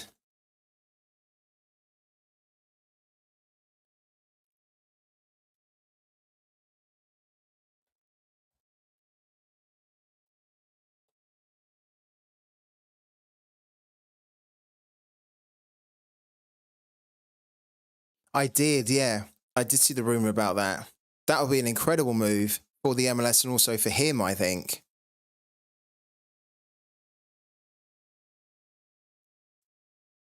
It's a big message from GBR21. In my opinion, if you play Sorare to get rich, that's not going to happen. My love for the game has diminished over these 2 years. I don't regret what I invested because I always assumed this amount is a total loss. Yeah, good way to look at it. Through profits in Game Week and trading cards, I've already managed to recover some of that amount from my bank account. Will I put more money into the game? Possibly not. Will I continue to play Sorare? Yes, of course, even though Sorare has some points that should be improved. Agree. Yeah, agree with you. Pretty much where I'm at as well. Don't regret putting the money in. They want us to add more money. Okay. Don't regret putting the money in, but definitely don't have the same joy for the game as I did have before. And I'll still be playing Sorare, though. That's the thing. Still think it's a fun game. But yeah, I really just don't want to put any more. Don't want to throw good money after bad. That's kind of the expression, right? Let's do that.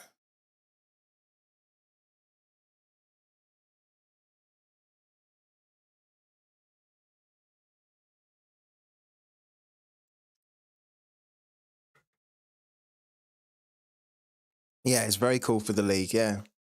It's a big coup as well. That would be a huge coup.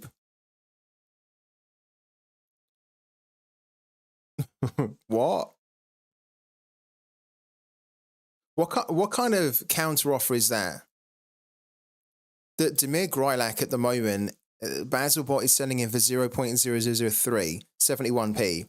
We sent 2 cards and 0.0001, 24p, and then he countered us for more than what he's listing the card for.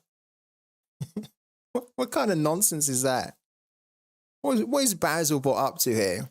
Has Basilbot been drinking too much on on a Thursday by this time of the day? Bizarre counteroffer. Let's try different cards instead, okay?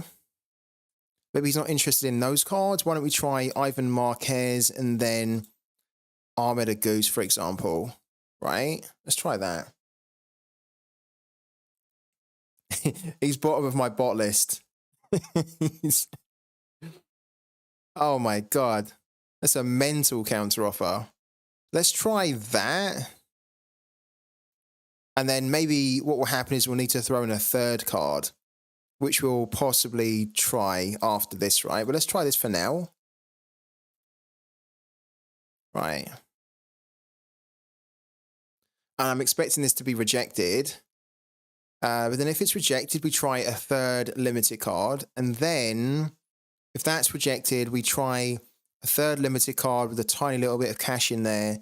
And then we'll see what his counter offer is, right?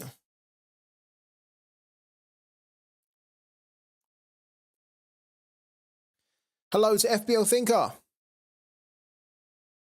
Saw you selling out. What's the reason?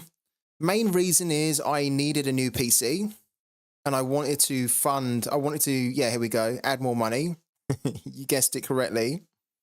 The main reason was I wanted to buy a new PC because I've been streaming from a laptop for the past 18 months and it's just too long now. It's time to get a proper gaming PC, which will allow me to take the channel to the next level. And it will allow me to cover a new play to earn game I've been playing, having loads of fun with, and making decent money on as well. I also thought that it was time now to realize some of the money out of Sorare and just withdraw it. You know, I don't like the fact that the cards are constantly going down at all. And there's a few things as well, as I know, not only FBL Thinker, but I know a lot of you guys know, as I've been very vocal about it in the past. There's things that I don't like about Sorare, right, that I have been very vocal about with you guys and also with Sorare that need to change, that need to stop happening. And they're still going on. And it doesn't give me the same level of confidence to hold my money in Sorare or put more money into Sorare when I see that stuff is not being addressed, right? I still want to play it. I still want to play it because it's a fun game and there's huge amounts of potential for it to really explode in the future. But when I just see the same things that have been happening, the same mistakes, the same problems that have been happening today that were happening 3 years ago, and I see things that are added into the game that are launched in the game that are broken from the off, as in they haven't taken the time to test it and to get it nice and polished. What that says to me is that if they really are serious about trying to get new people into the game and to stay in the game, then why on earth are they doing stuff like that where they're launching things that are rushed, that are broken, that are frustrating, that turn people off? That's just it's the wrong impression to give, and that's not going to help Sorare to grow. And so it's just a whole mix of things, but it was mainly I needed a new computer, and so I wanted to use some of my Sorare money to fund that, and also I just want to have less of a financial commitment on Sorare. Maybe in the future again I'll put more money in, but I doubt it seriously, unless there's like a radical change to how the game is managed. I think I'll just continue to play it, but plod along with the cards that I've got, and just it's a good challenge as well. It's a good challenge that we have to try and play the game with basically very little money now. It means that we have to go back to our scouting roots and try and be smart about how we pick up players, right? What's the game called? I'll be showing you this weekend. I'm planning on getting the new computer tomorrow, or buying it tomorrow, and then maybe it arrives on Saturday, and it gives me Saturday to set it up, and then on Sunday I can probably then do a stream, and I can show you guys the game and how you can make money on it. Free tip scout. I wish I could do the same, but still trying to recover my losses. By the way, scoring 500 plus points gets nothing. Don't think cheap value players are any good. It's all about heavy hitting stars. Yeah, they really changed the game in that way, didn't they? The game used to be, to an extent, it still is, right? But it's a lot less now. Emphasis on that. The game very much used to be, when I started, you could go and pick up some absolute bargain players. Like, we're talking about players where no one's really heard of. You could go and scout them and discover them, and then you could put them in with that good scouting. You could put them in a lineup and they could do really well for you. Now, you can still do that today, but the way the game is now is that their focus has been stars will be stars, and with the new restructure, it's much more geared towards going out and buying collections of the best teams, right? Or buying the best players, which then requires more money and almost less focus on scouting, because you don't need to scout a Kevin De Bruyne, right? Or you don't need to scout a Salah. You know what you're getting with these players, right? But you just go and buy them, build a collection around them to get a bigger bonus on them, and then enter them every week and then just try and smash it. That's not really how I've been playing the game. I prefer to play the game by doing what we're doing here. And it's kind of nice to get back to doing that. Oh man, we're getting jerked off here, aren't we? We're getting jerked off by Basilbot. Here's what we'll do. We'll do one more play where we will throw in Ivan Marquez, Armada Goose, and then God, even Marvin Martins will throw in. That's more than a good enough offer, right? No money at all. That is a decent offer there. 3 players that I think are worth more than Damir Greilich at the moment. We're not sending any money. We'll see what he says. If he says no, we will sack it off. And if anything, we'll go and approach a different manager who's selling Damir Greilich, and we'll put a lower cash offer in for him. But this is a nonsense right now, to be honest with you.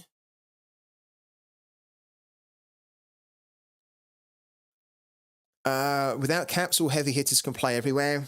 580 points for rank 1. It's all about stars and collection bonuses. It is indeed, yeah.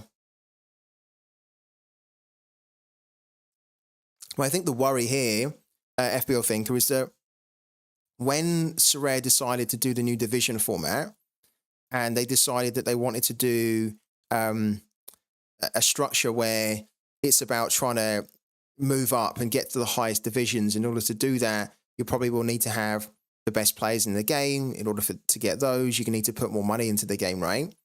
When they they designed that structure the way it is, I in a way I don't mind it. It's kind of okay. It is more pay to win, but the goal is that if you invest in those types of players and you move up, you will end up getting to the top and winning the very best rewards, right? But for the everyday guy, the small budget manager, that's just going to be a much bigger mountain for them to climb. And what it kind of does is that it just means that it's less attractive, I think, to be playing the game as a budget manager. Now, what's worrying is that if Sorare wanted to make a game where it incentivized you going to the top, right, and going out and buying the best players, but they also wanted it to appeal to budget managers as well, then what they would have done is they would have put a cap in the division structure, right? So in Division 1, Division 2, Division 3, there'd be caps, right, in there. The fact that they haven't put the caps in there, it says to me two things, is that one, that's not the way they want the game to go anymore. Like, capped used to be that's how they envisaged the game to be centered around. That the capped mode and capped play was going to be the future of Sorare. The fact that they haven't even decided to put caps into the new division structures, right, says that they don't want to go down that route anymore. And they just purely want it to be about go and buy the best players. And with caps, what you have to understand is that if you start to put caps in, then it will undermine like selling collections. Because if you say go and buy a Man City collection, right, and then you then decide to put a cap on it, a restriction on it, it then makes it less attractive to then go and get like a Man City, Liverpool, or whatever the strong team collection is, right? Because then you won't be able to play them all, right? So that's where they've gone with it, is that it's almost like they deliberately said, we're not going to put caps into the main structure, because if we do that, that's going to actually prevent us and make it less appealing for people to buy the big collections of these huge teams, right? Because if you buy a Man City team, but then you can't put out the best players from there because they go over the cap, then the whole system's not going to work for them. The other reason why there wouldn't be a cap, and if they decide to add a cap into the division structure, the big question mark will be, then why wasn't the cap in there in the first place, you know? And I think if a cap was added, that would probably give me more reason to be worried, because then it would make me think, well, why was it not there to begin with? You know, it would start to maybe make me think, do they really know what they want from the game? If, let's say, in 6 months' time, a cap is added into the divisions, I'm sure actually that a lot of managers would really like that, because it would then mean that there's that capped scouting that comes back into the game again, right, on a regular basis every week for the main game weeks. But for me, the way that I would look at it is that it would make me question, like, it would make me question the conviction and the vision that the team have for the game if 6 months down the line they're making that drastic change that wasn't in the original big change that we've had here. Yeah, we will get the caps in the special weeklies for sure. That's going to happen, but I think the thing that I'm saying here is that he did reject that, didn't he? What a tool. I think the thing that I'm saying here is that I just get worried when I already see the conversations happening that we should have a cap in the new format in the divisions, right? And the reason that worries me is that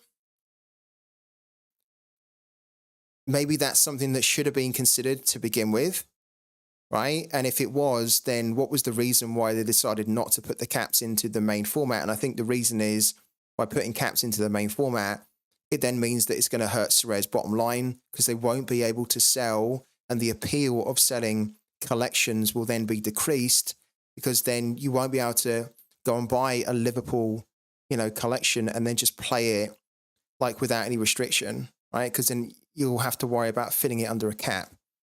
So yeah, I'm just spitballing really. Right, let's put an offer in for this Demir Grylac, given that Basilbot's being a bit of a tool at the moment.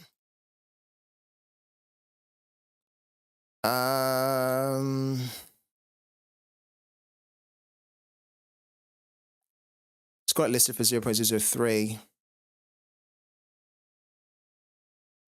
We couldn't do 1, could we? That's too low. We could probably do that though.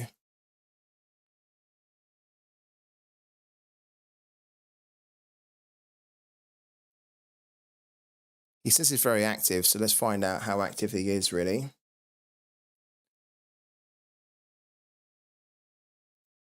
All right, that's the first player that we're going to look at. Okay.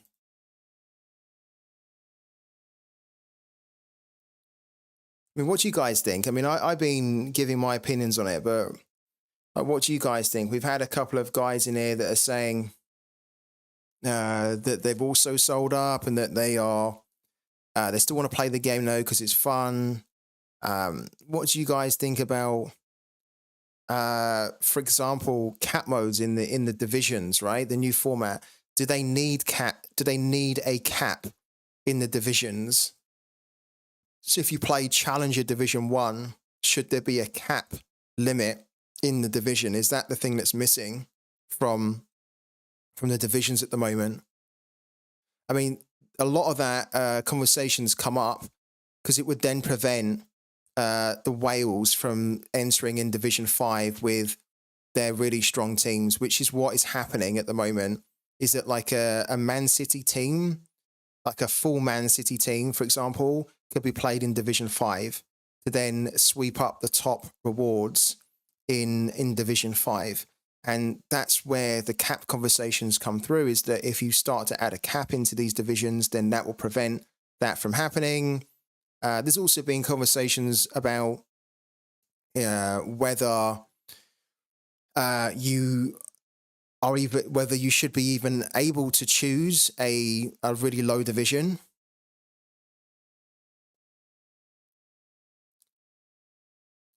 Colin sent me a gift. Have you? That's so generous, man. That's incredible. There's us going for a Demir Grylac, and Colin. Oh, Colin's just bought it. Colin's just bought it from Basilbot. Man, that's that's so kind. You managed to get somewhere with Basilbot. Then you bought him straight up. We were trying to be really smart and trying to be resourceful, and we were getting nowhere. Right? I think Colin just was witnessing it on the stream, was thinking, you know what? Let me just help the guy out. Oh, that's incredible. Colin, we'll accept it. Thank you, man. We will accept it. That kicks off this new challenge of not depositing any money into the game, and just trying to, start flipping or buying players that we can get going with. So, Colin, you legend. We just spent the last 10 minutes trying to get the Demir Grylac without spending 71p. You've just massively made my day. So thank you. What a great gesture there. Appreciate that, man. I'm in a break. I'm in break even with Sorare, so I'll just play it until they close the website, says Twisted Fortune. Well, hopefully that never happens. So I don't think anybody here really wants Sorare to die. I don't. That's who I really don't. I think it'll be a really sad day if that ever happened, but I don't think it's going to happen. But in a disappointed way and without putting money, that's from the very beginning. Twitch Gaming. Oh, yeah, we do need to cancel the other offer. Thank you. Yeah. Thanks for letting me know on that. Cancel that. Thank you. Thanks, Connor. Yeah, top man. You had 80p, so you bought it for me. Thank you, man. I mean, to be fair, we could have bought it too, but we have to try and make our money go far. And we've only got like £2. So we are like an absolute pauper, and we need to make our £2 go far. So getting a card gifted to us in that way will massively help us, right? And we can already start to put Damir Grylac in now, which I think is what we'll do. We'll put Grylac in. We'll put Robin Molon in as well, potentially. Let's keep it going, though. We've got much more scouting to do. Yeah, Pauper the Podium is kind of back. Yeah. Pauper the Podium 2.0.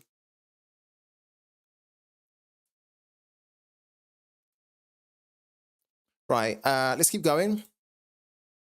So Damir Grylac, what we will do actually, because we need to do it, we will actually put the Damir Grylac up for sale. Because again, guys, we need to be buying players and trying to flip them. But we also need to be buying players knowing that if we can't flip them, they're players that we know have the potential to increase in value and to also give us a good return in Sorare. So we will get this Damir Grylac up for sale. And technically, because we got it for free, we could kind of put it up for like the 80p or the 70p or whatnot, right? When are they going to take this in-season filter off? It's really annoying. Yeah, we'll put it up at 0.003. Okay, because then, because of the generosity of Colin, that's going to be 70p pure profit for us, right? Which will really help us to rebuild without putting any more deposits in the game.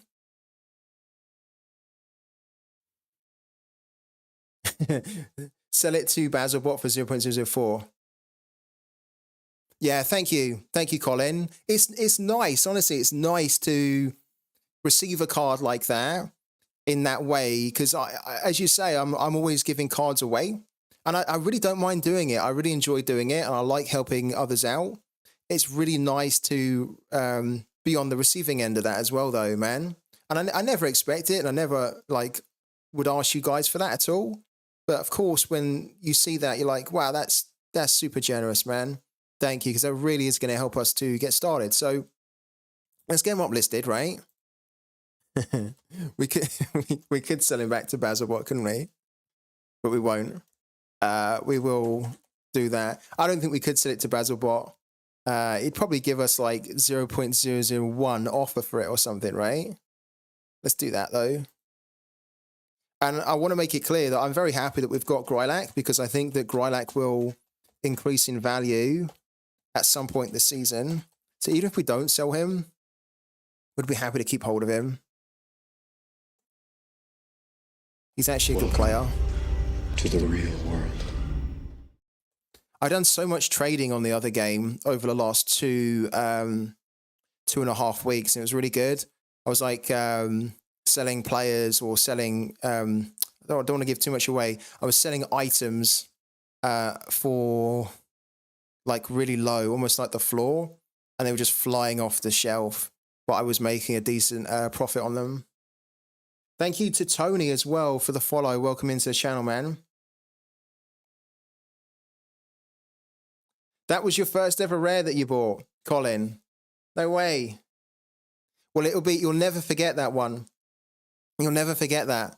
The first ever rare you bought live on my stream, and then you gifted it to Free Tip Scout, and then that could be the card that really gets us going on this whole deposit-free challenge, right? So how incredible is that? Do you have any tips for a beginner? Hello to Tony. There's loads of tips for beginners, really.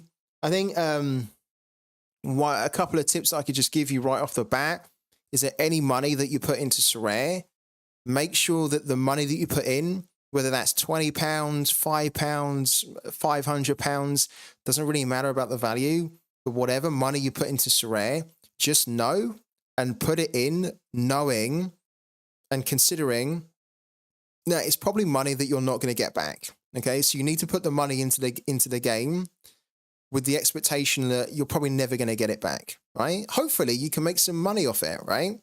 But as a beginner, you have to look at the money you put into Sorare, that it's money you're not going to get back, okay? The second tip as well would be make sure that you scout and you really do your research into players, and you try and focus on quality over quantity, right?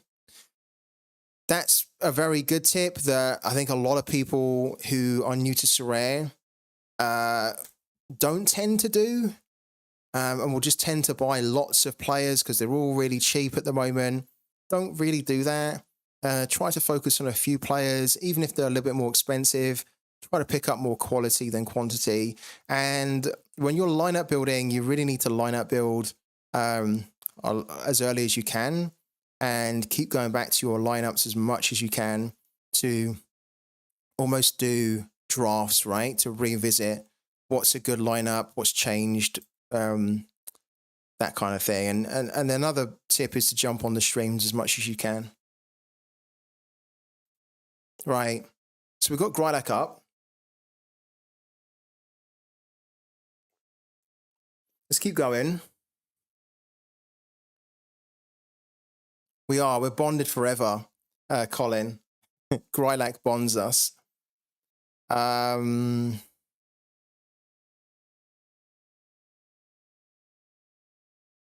What's going on with Ibiza? Are they getting promoted again? Oh, they're in the playoff spot.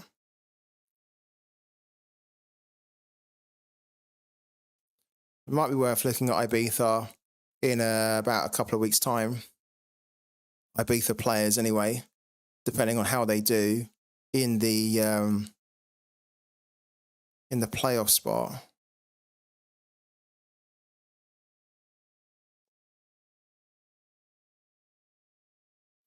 What competitions? Hello to Manuelino 007. What competitions are you focusing on your rebuild?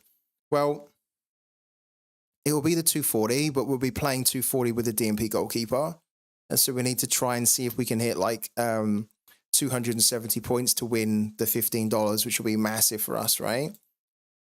We've only got a little bit of money to spend. And so we're having to try and find players that we know are good, that could increase in value in the future. And we're just trying to either flip them for profit or use them in the game to generate some money.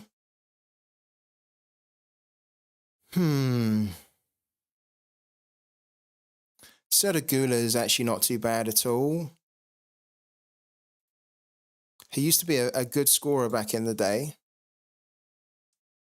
but his situation is completely different now. Not somebody that we would invest in. This is good, 71p. I think if we were not, if we didn't have such a restrictive budget, then we probably would look at him for next season by just picking him up for 50p or something and then just sitting on him. But we need to look at someone a little bit more immediate.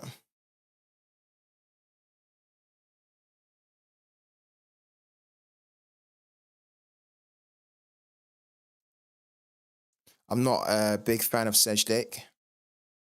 Don't think he's that good.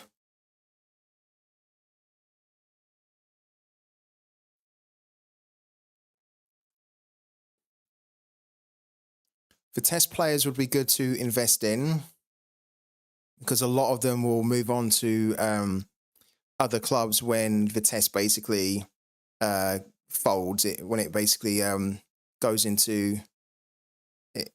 what's the word I'm looking for here? It ceases to exist, basically, which is what it sounds is going to happen to the club at the end of the season, which is a shame.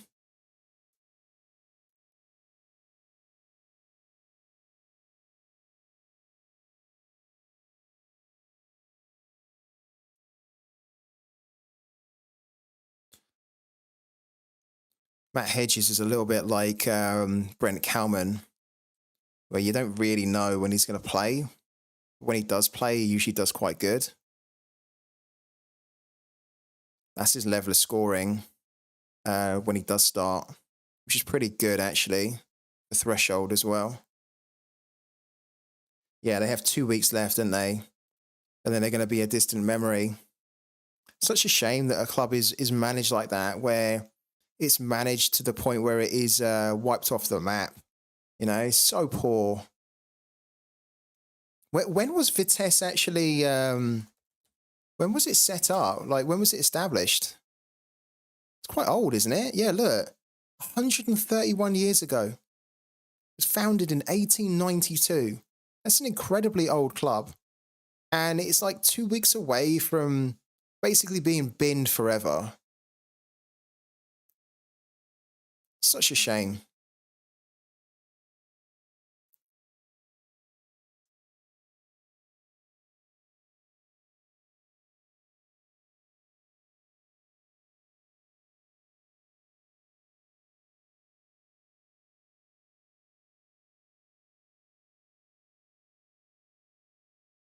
Oh, look, we've got Carl Smith here, who's 96p. Now, I'm not a big fan of Carl Smith, really. Every now and then he will hit like a pretty okay score.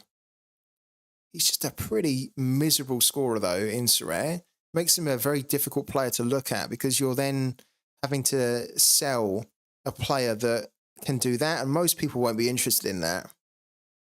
The only advantage to him is that he does tend to start quite a bit, but not really worth it, and definitely in the new format, not the type of player that other managers will really be looking at to help them either win threshold, because that's not even scoring to help you hit threshold. And the other problem with him is that sometimes these types of players that have this low L15, you think, okay, that's great, that's perfect for 220, right? But he doesn't even have the high end, as in like he doesn't have that explosiveness to give you a score of 80, 90, 100, which is what you kind of look for when you're looking at L15 under 40 players. Can they explode double that? And he can't do it. He can't do it. He scores like a fullback where he delivers too much minus in his AA too often. Look, even when he comes on for 38 minutes, he has a -9. It's no good, really. He starts and he ends up with a -3, and he played 76 minutes. It's not good enough. Look, played 45 minutes, -12 in the AA. Played 60, -16. Played 58, -16. It's too bad.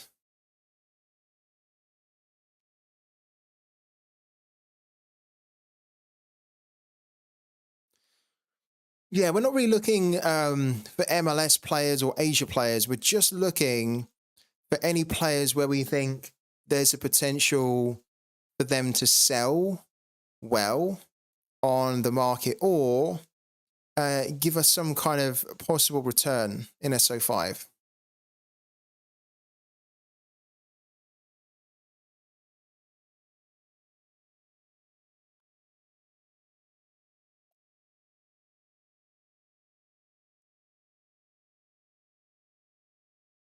Ideally, we want to be trying to find players that are kind of young too, because they're just easier to sell. Oh, wow.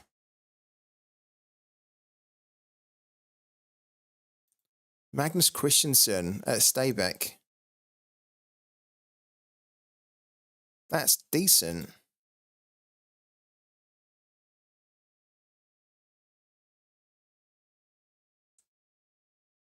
Now, what's going on with him?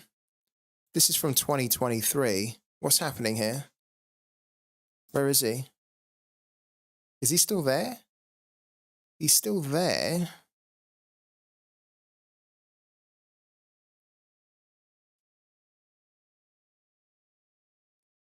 It doesn't look like he's playing in the league, though.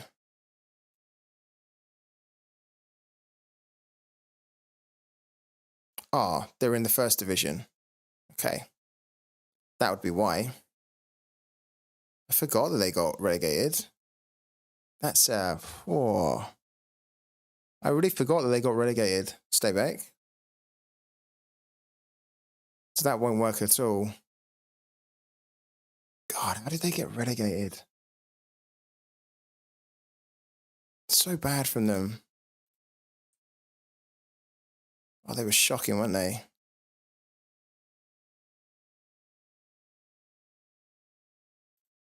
They were in the top division for a while.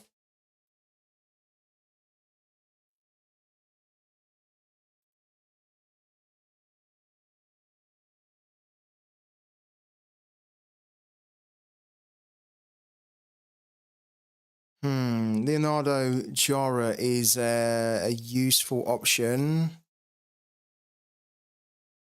He doesn't play a lot, though. He has these little moments where he comes in and he plays and he does pretty good. We did look at him a long time ago when we were doing Pauper to Podium. Don't think realistically we would look at him again. He has really good high end, though. But just look at the DMPs that he has there. A very difficult player to sell on in the market.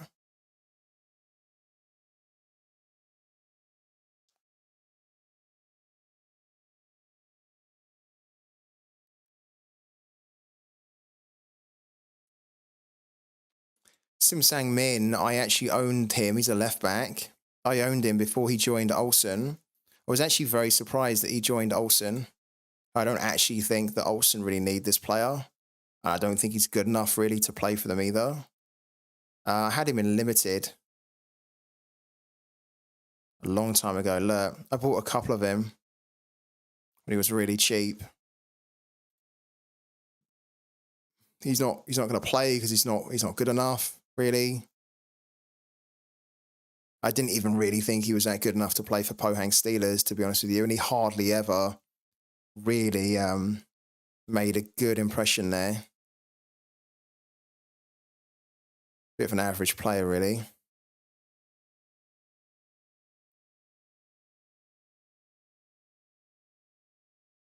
He's 95p. Who's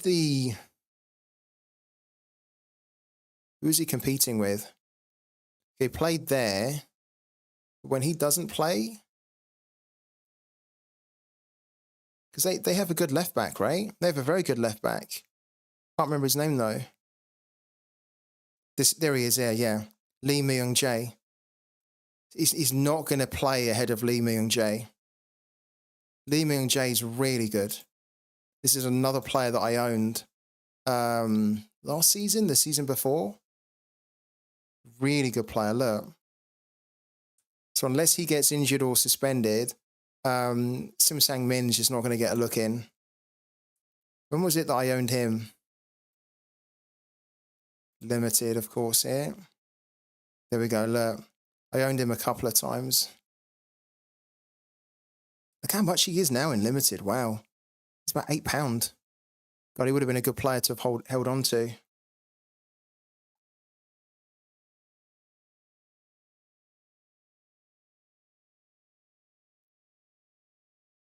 And what's funny is that Lee Myung Jae didn't even used to play that much. So Lee Myung Jae, he didn't used to start very often because there was another good player that used to play in his place. And again, I can't remember his name, but we'll find him. Yeah, here we go. No, hold on. There we go. Seo Young Woo. I didn't think that was the guy, actually. He's decent, though. He's very good. But he can play right back and left back. I thought there was another left back, actually.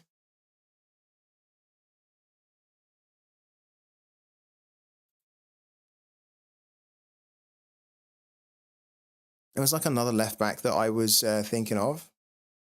What's happened to him?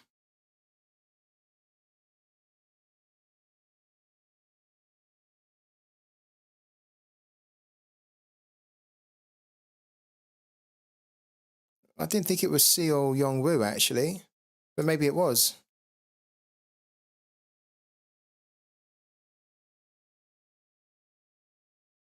But yeah, I remember that Lee Myung Jae couldn't really get a run of games together.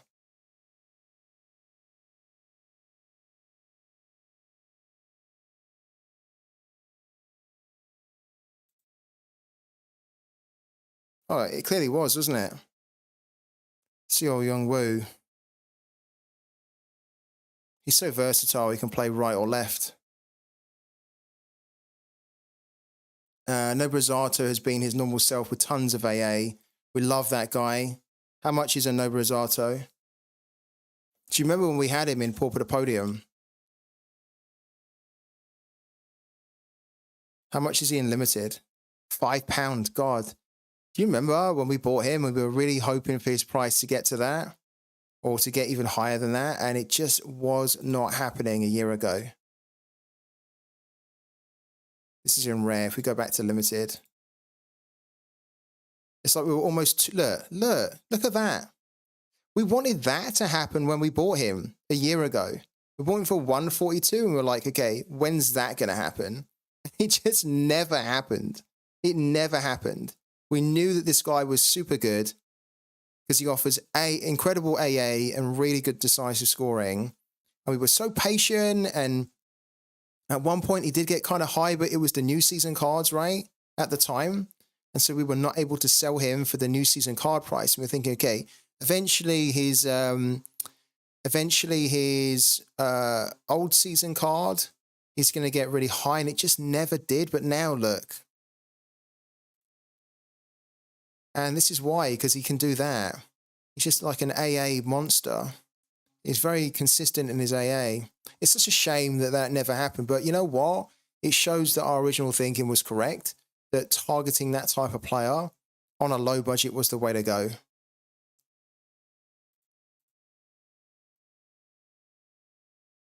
And that's what we need to do again today.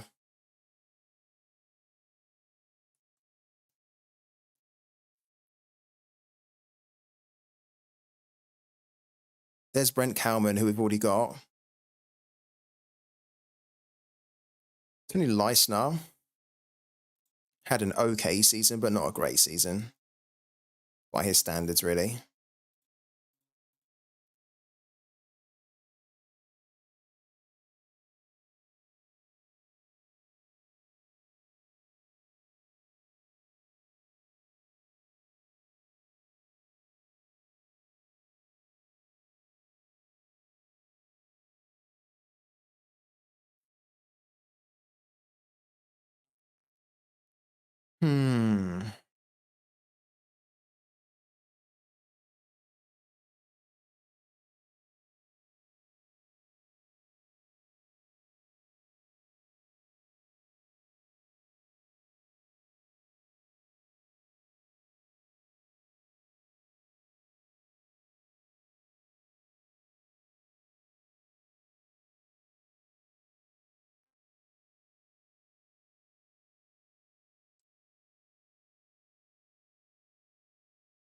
Yeah, I agree. Sassuolo could be interesting if they go down.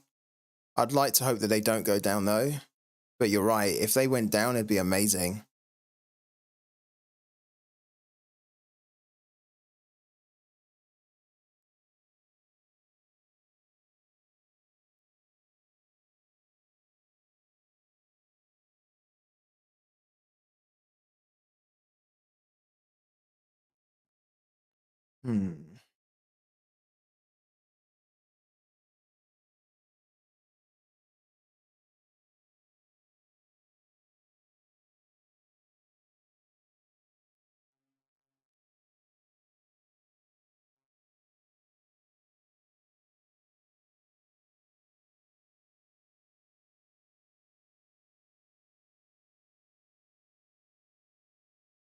Yeah, defo.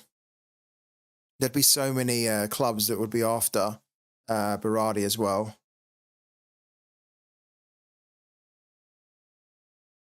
And we know that one of them would be Juventus, right?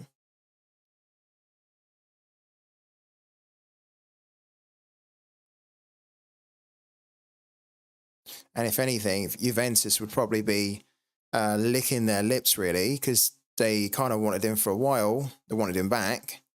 And if they get relegated, then they have no bargaining power. They then basically can't get a good price for him.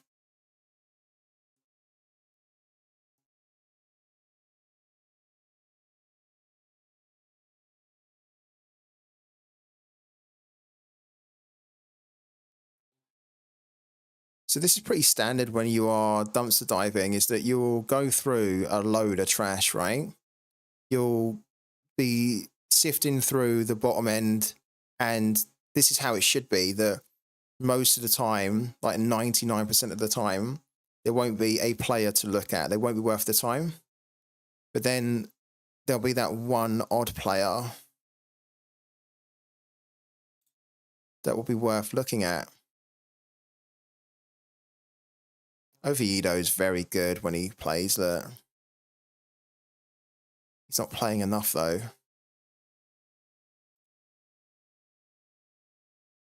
He's 34 as well. Makes it a little bit tricky. I mean, we did pick up Demir Grilak,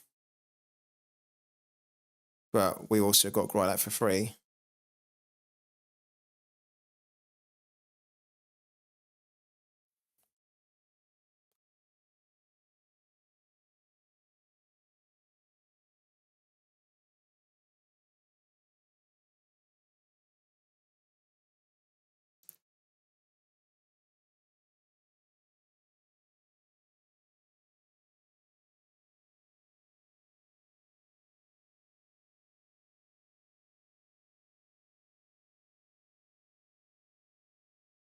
Oh, wow.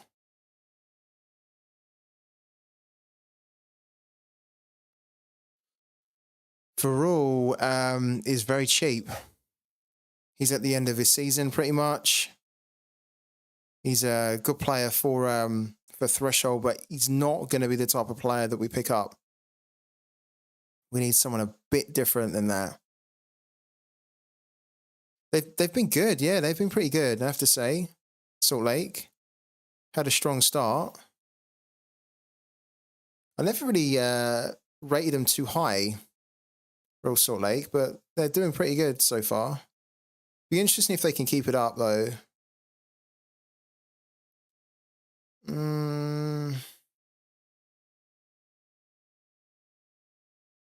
Thalhammer. Are Osnabrück on their way to being relegated again? To going back down to Liga 3? They are, big time, yeah.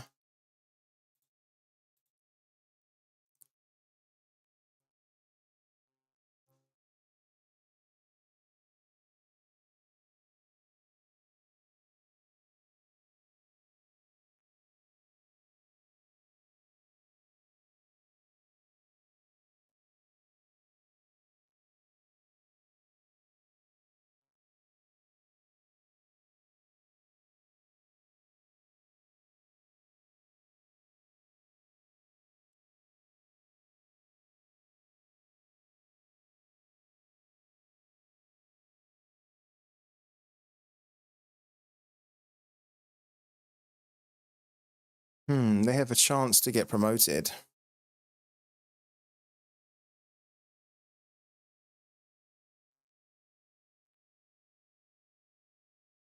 Interesting. They have a good player of Zaga Toure. This guy here. I was really surprised that he decided to go and join them because he used to play, I think it was in League 2, French League 2. Yeah, for Dijon. And I actually don't think that him moving to League 2 was the right play. For him, anyway.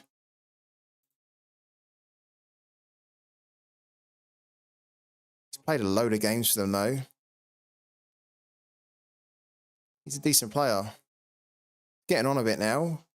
34, but he's a good, solid defender that actually gets stuck in.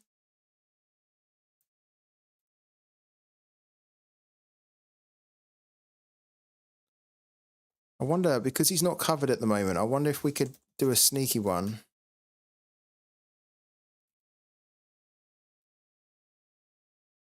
There's no guarantee they do get promoted, but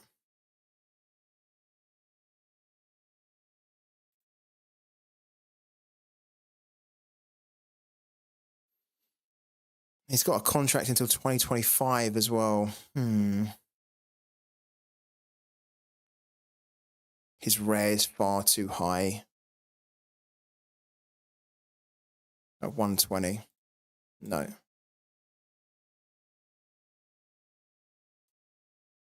I thought we might have been putting a bid in for him, like a really low bid for like 20, 30p in his rare, but I think it's unlikely that's ever going to happen because you've got Satonio, Basilbot, and then the next guy is at 513. And we know that these two are not going to take a 30, 20p bid on the rare.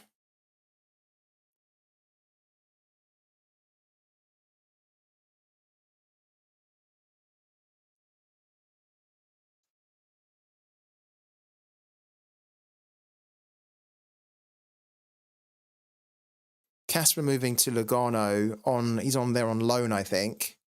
Caspar. He's moved there, but it's not really working out for him. He's not really being played.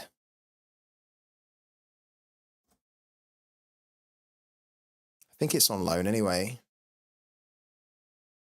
Let's double check it. Well, no, it's not on loan. It's an actual signing. I thought it was a loan move.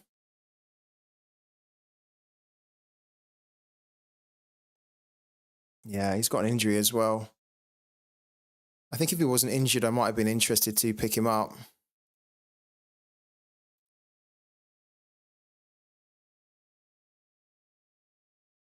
But not for that price either.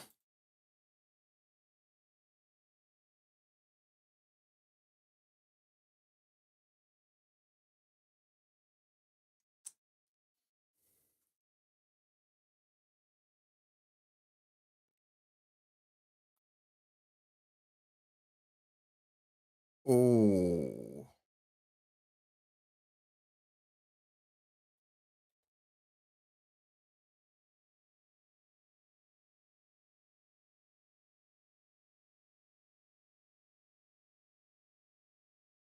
interesting. So this guy's good. He scored very well in Sorare when he was covered. He's a hothead, though. He gets sent off a lot. I wonder how many times he's been sent off this season. He hasn't really played for them. Wow. He's only played 7 games. Wow. When did he join? Ah, he only joined in February.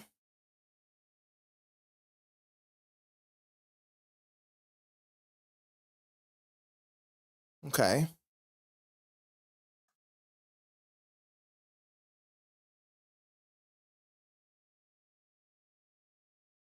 He's only started 1 game as well.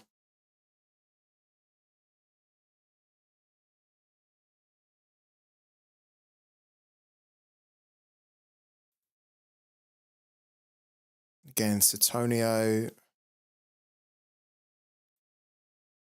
and Basilbot. Yeah. No chance of getting a good deal there. Eric Miller.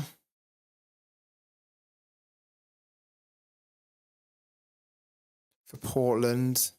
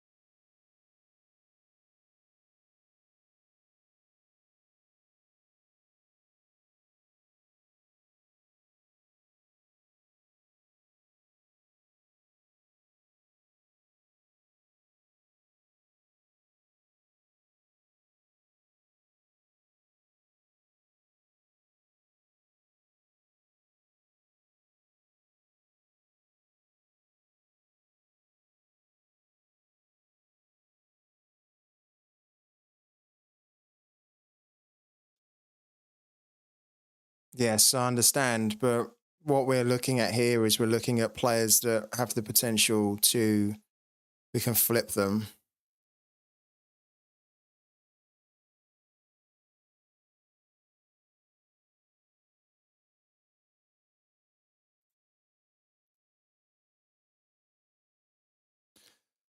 We can't really look at Jan Gregus because again we've got Satonio, Pavel Tradar.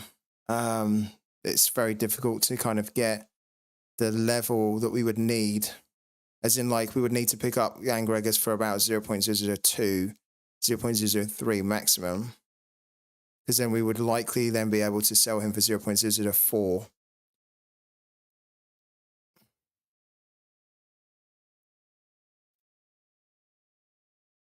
Because there's always people looking for a Jan Gregus.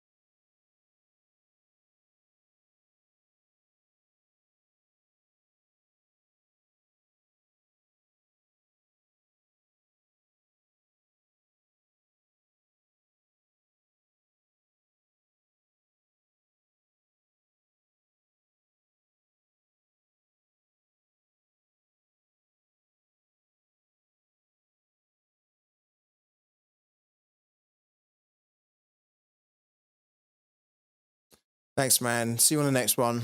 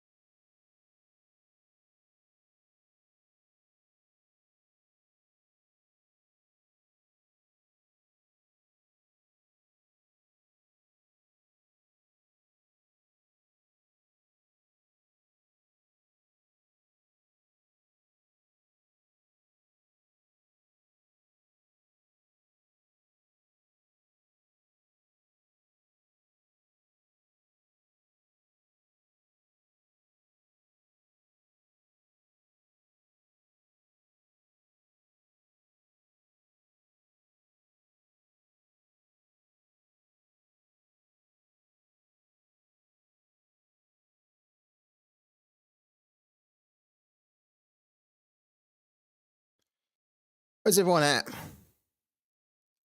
We're a little bit quiet in the chat. So who have we still got in here today at the moment?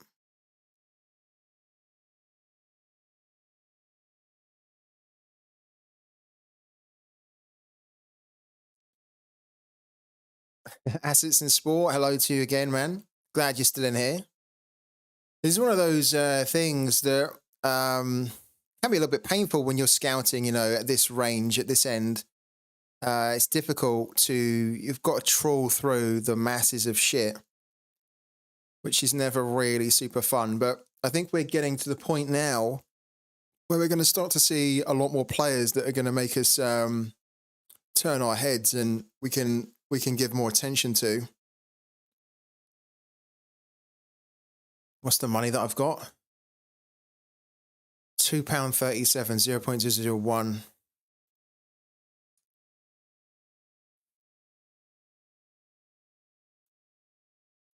God, look at Mangala.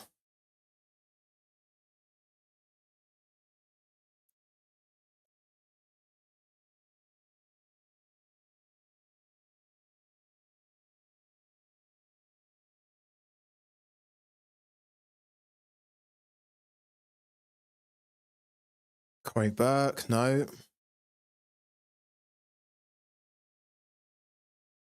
There's Cosio, who we've already got in rare.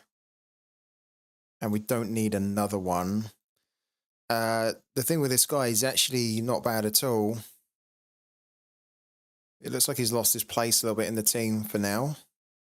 I think he'll get it back, but we don't want to double down on him.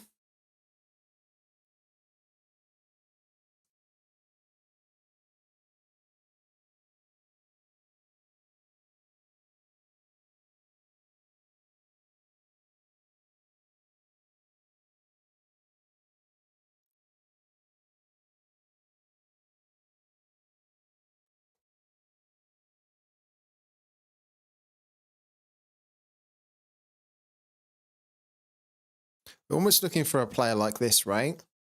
Ahmed Agoos, who we picked up last week. We spotted him on the string for 99p.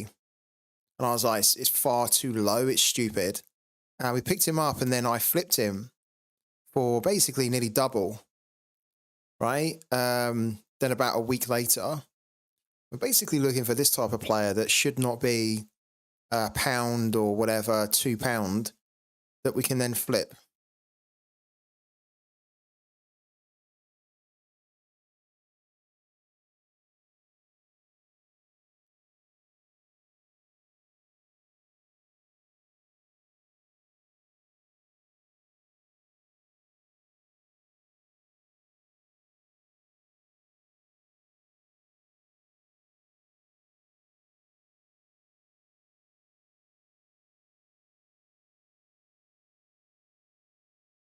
Guys, don't forget as well that Throw Your Hat in the Ring is available.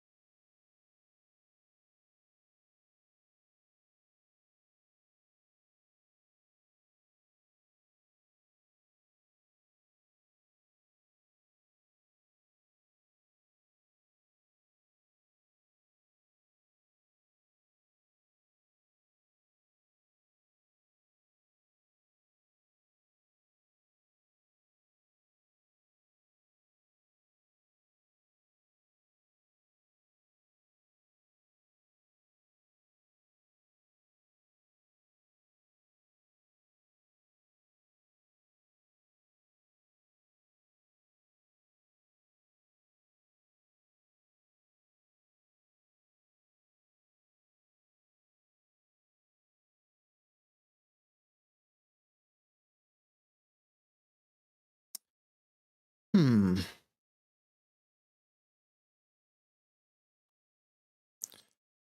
Very quiet in the chat. What's everyone up to?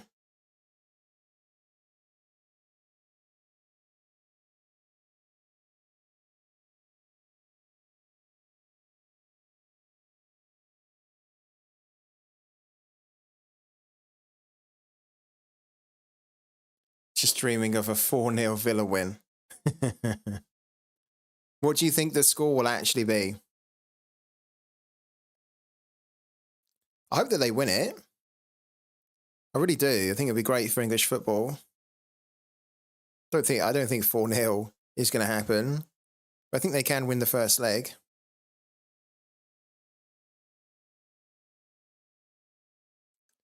Mark Gork, you're doing NFL. What's your power now on NFL? What's your team power?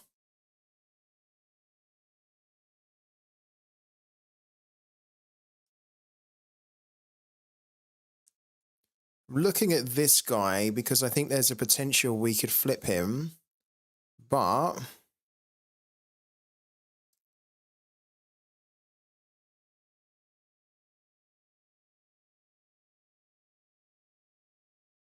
$3K straight, wow.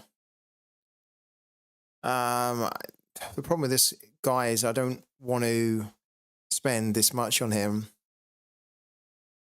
So we'd have to put an offer out, which would be a lot less than this, and I don't know whether he's really going to go for it. We'll try it though. No harm in trying. I don't want to. I want to spend like more like that minimum or maximum. Sorry.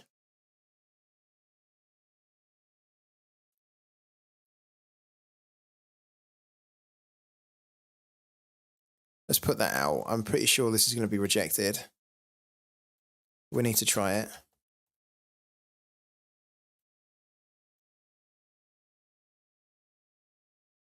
Funny thing is that I actually won this guy, but I think I won him in limited, not rare. When did I win him? Yeah, look. I won his limited in game week 391. And I really didn't mind him as a player to win. I thought he was actually pretty cool. And he's starting at the moment now. Does remain a bit unclear whether he's going to continue to start. That's why we want to put an offer out that's not super high to reduce our risk on him. Olympiacos are not that great, but I think Olympiacos are pretty good defensively. They're like they make it difficult, I think. Aston Villa technically should beat them. Just don't think it's going to be as easy as what... in fact, you know what are the odds on it? I know that Aston Villa are going to be the favourites here, but by how much, really? Yeah, look, they're 1.3. Wow. How disrespectful are those odds against Olympiacos there? 1.3 for Villa, 7.5 for Olympiacos. Wow.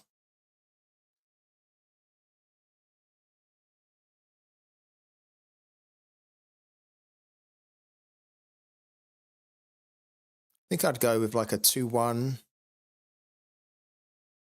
there. Has anyone done that game on Pooky at all? Where is that game on Pooky, funny enough? Oh, you can't do it because it's the freaking Conference League, isn't it? It's not covered. I wish that they'd add the Conference League into Pooky. I think the Conference League arguably is one of the harder ones to predict.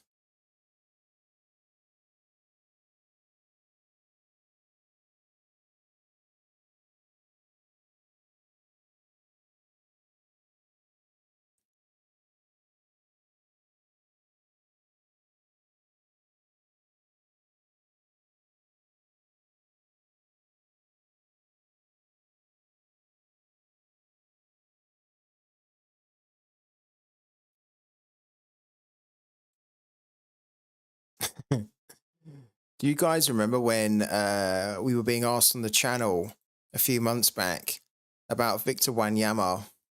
I think somebody said, why would I not get Victor Wanyama? And I said, because he's shit. Because he scores shit in Sorare. It's not worth it. And that's why. And even when he does start, that he does that, it's rubbish, really. I think at the time he was around a tenner. I said, it's just absolutely not worth spending £10 on him. And that was his old classic card. And now his classic cards are like £2. It does make me feel happy that I was proven right there. Yeah, look. Hovering around the £10 mark when we were £8 to £10 mark when we were asked about him. And I was like, no way. It's not even worth £2.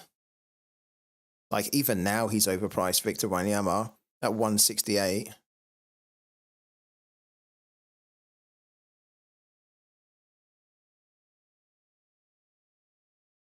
Ooh. What's going on here? He's not starting. Why?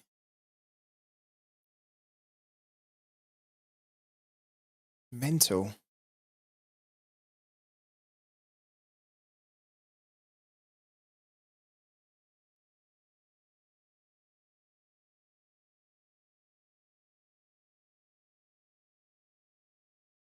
Yeah, I mean, a Tokyo stack's great. Ricky Harakawa's brilliant.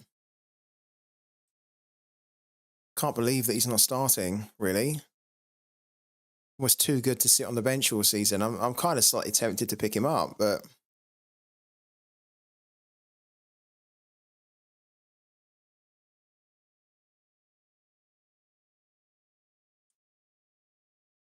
who's playing in his place instead of Harakawa?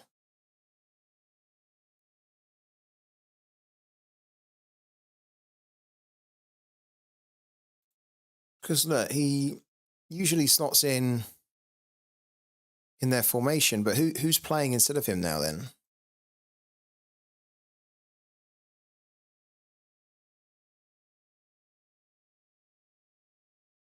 Oh, is it Kasumi? Can't believe that as good as Harakawa is, he's not getting in the team.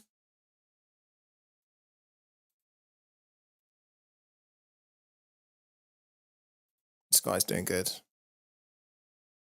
Threshold, anyway.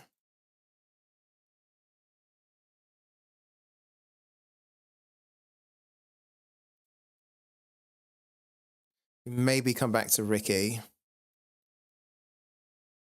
Maybe come back to Ricky. Because Ricky is very good. The problem here is that we would need to get him for as cheap as we possibly could. At the moment, everyone's got him listed up quite high, which, you know, is just not feasible. Would need to be getting in for like £1 or something to make it work. Because then it would be very difficult for us to lose on him at £1.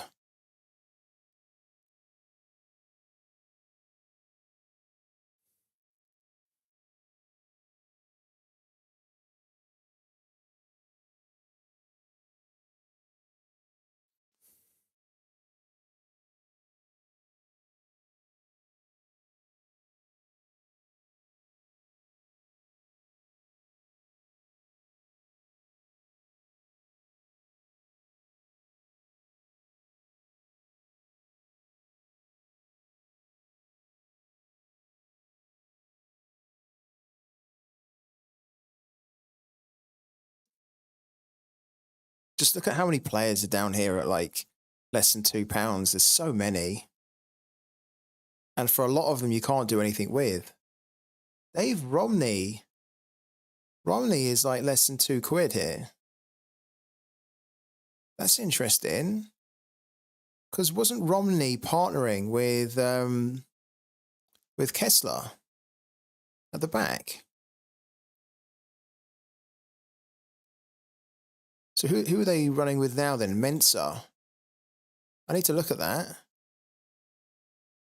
I don't think Dave Romney is too bad. So you got dropped to the bench here, and they put Farrell in with Kessler, which is what it used to be before they picked up Dave Romney. And then in this game where they got absolutely hammered, he wasn't even in the squad. Oh, they went with Origa. Kessler. Oh, okay. Yeah, that's a bit of an issue.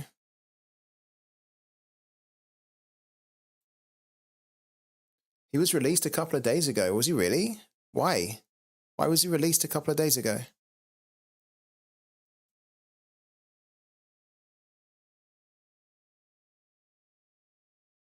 What's the reason they would release him when he had a contract until the end of this year?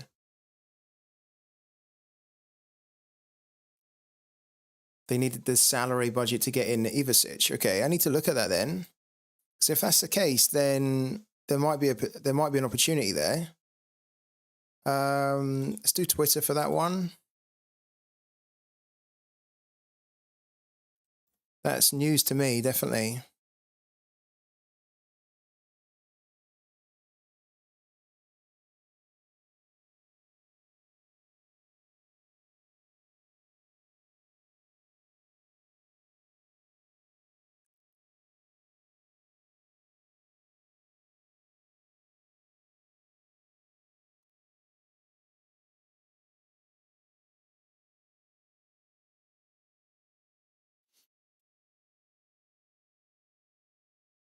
Oh man, we have to do that. Not doing that.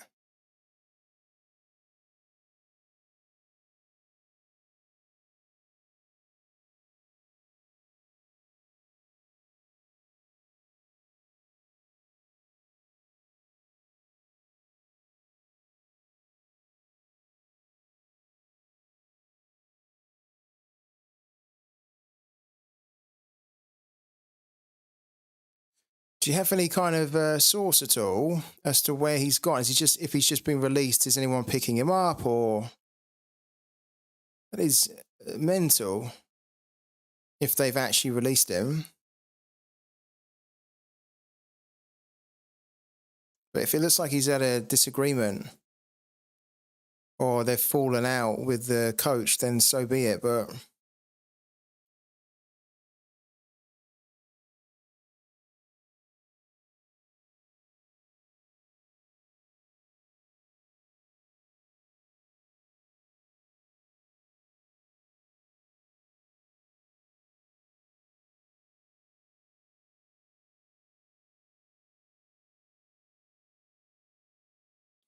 we might end up picking him up.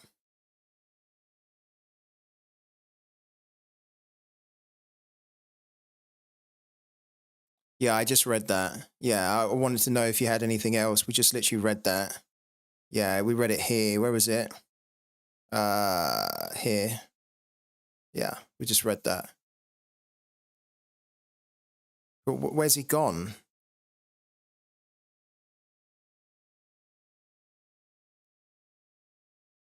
I think this is worth. This could be the risk that we're willing to take here, because Romney's honestly not bad at all. He's only 30 as well, and even when Romney was at, it was Nashville before, wasn't it?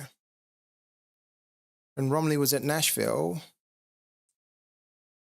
he was pretty solid, like good enough to, you know, every now and then he picks up a really good score. Definitely a good option for threshold. This could be the one that we've been searching for all afternoon.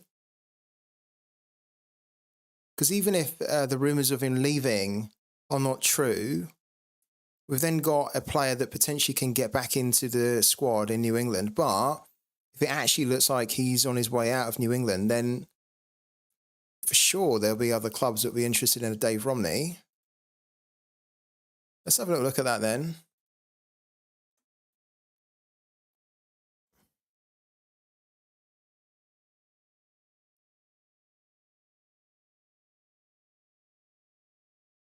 Right, we don't want to pay £2 for him.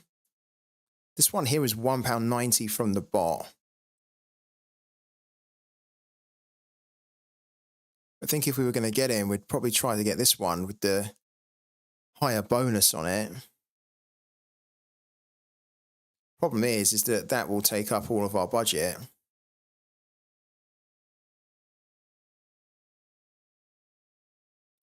which is why I don't really want to do that.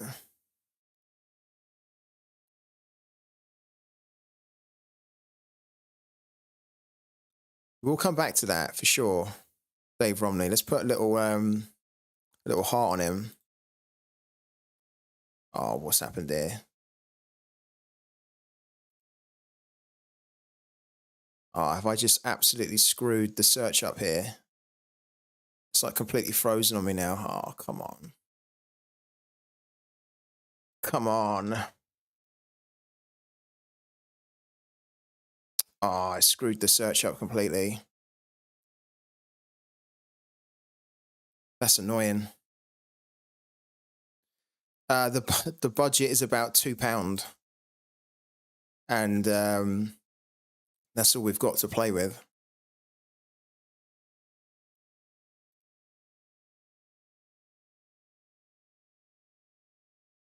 Yeah, that is the total. That is the total. We've got about £2. We are working with £2. So we need to try and find a player that we can pick up and potentially flip.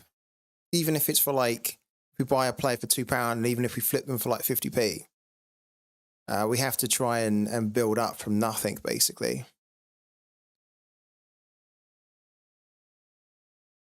And we just screwed the search up there, which is a little bit annoying because it was quite a good search too. What we will do though, we'll change it up a little bit. We'll look at MLS and America players, right? Like Chile. I think that's the Ecuadorian League Pro. Might as well look at Liga MX as well. Where's the Brazilian? There we go. The Argentinian one.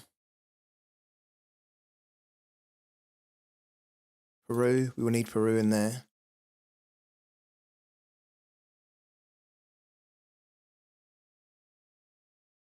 There we go. I think that's okay. How much is my gallery worth right now? About £140. Yeah. It's gone from 1,400 to 140. So we've reduced it by like 90%.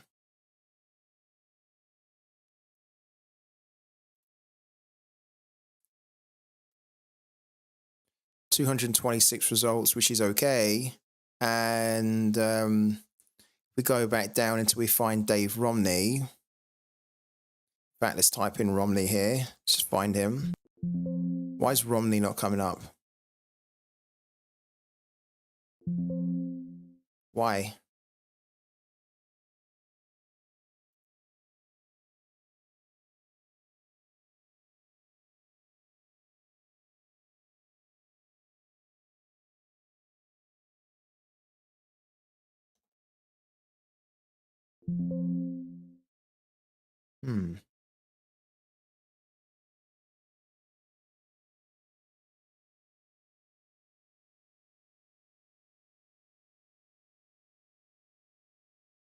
It can't be because of the floor, surely.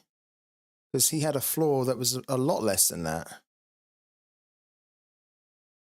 What am I missing here? Why is Dave Romney not coming up?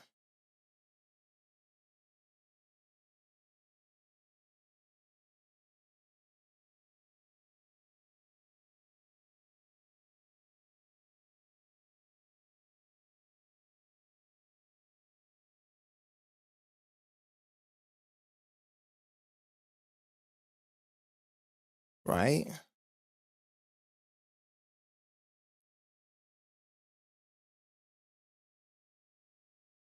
He's a floor of £1.90. He's playing for a club at the moment in the MLS, America. Why is he not coming up here?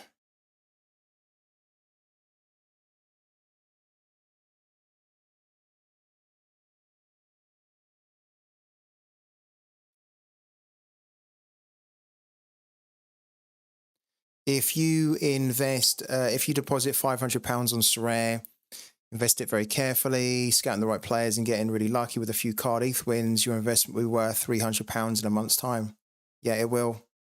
If you put any money into Sorare, you have to assume that it is going to be worth less than what you put in. So you're going to basically lose money on the face value. Yeah, unfortunately, you have to. Good point.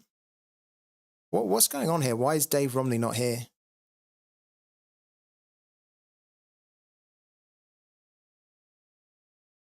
Where is he?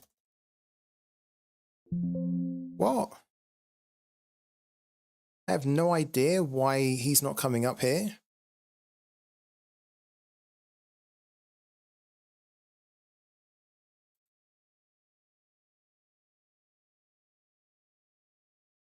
That is bizarre, but you know what we'll do? We will reset it.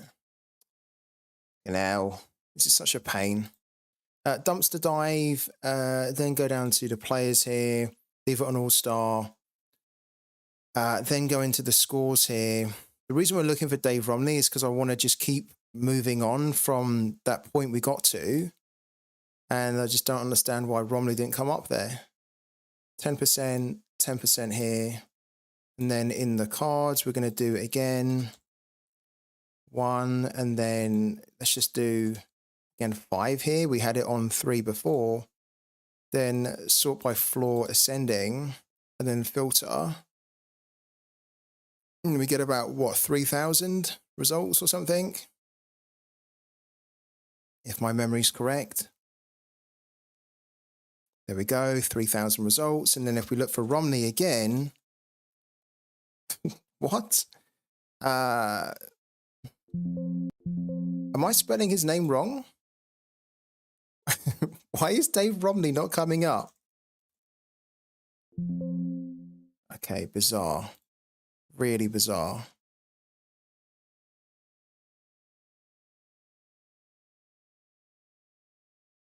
There's Grylac. Let's keep going down. Why is he not finding him?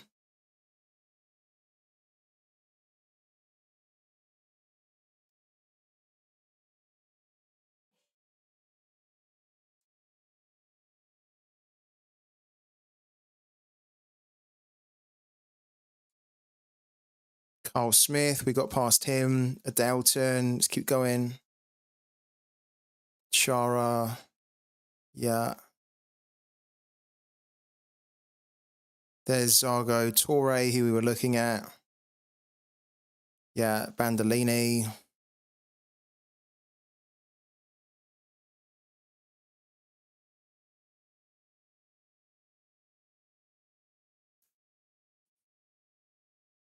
I think Romney's around here somewhere.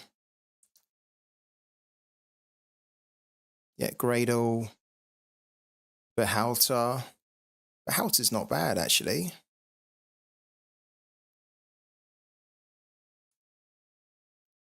Cossio.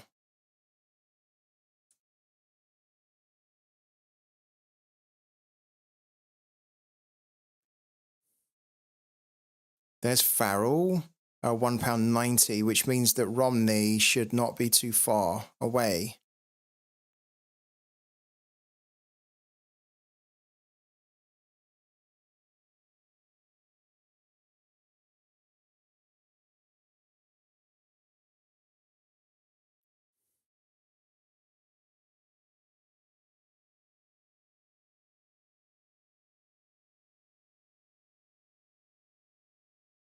Why is it that Romney's not turned up? Do you know? Does anybody know here why he's just not turned up in the results? I have no idea. Oh, Cadiz are on the way to getting relegated. That's pretty good.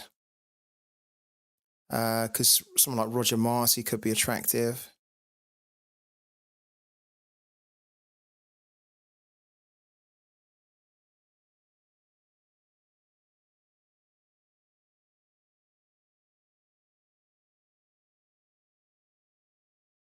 There, look, there he is there. Why was he not coming up? Wow. Maybe it's to do with how it's not searching the whole page. Maybe it's only loading certain sections in the page. Whatever, we found him. We need to put an offer out, I think, for Dave Romney. But what we'll do is we'll keep looking for some other players instead, and then we'll potentially come back to Dave Romney.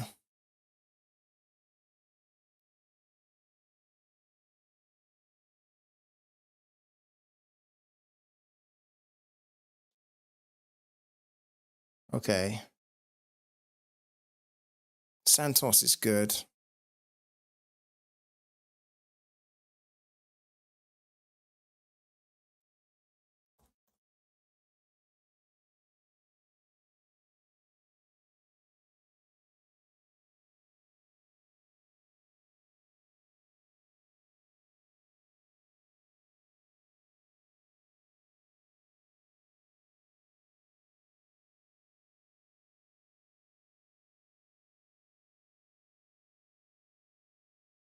Bit more of a difficult purchase though at 36, I think.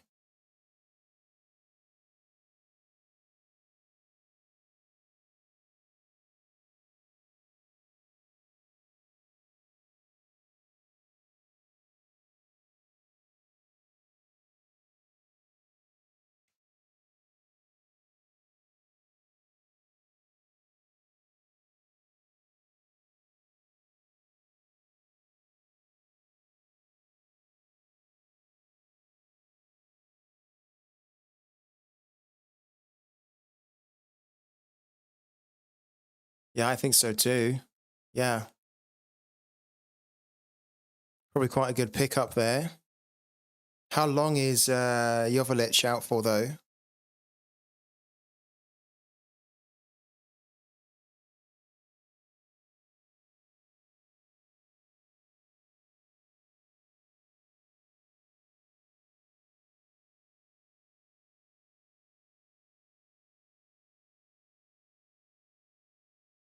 No, it's just actually okay, but the thing is, you'll know it'll be a lot cheaper. £5 is okay, but it'll probably be a lot cheaper. If it helps with your collection bonus, though, it doesn't really matter, though, does it? It's good. Nicholas Figgle's actually a very strong kind of defender. He can hit some amazing scores in the game.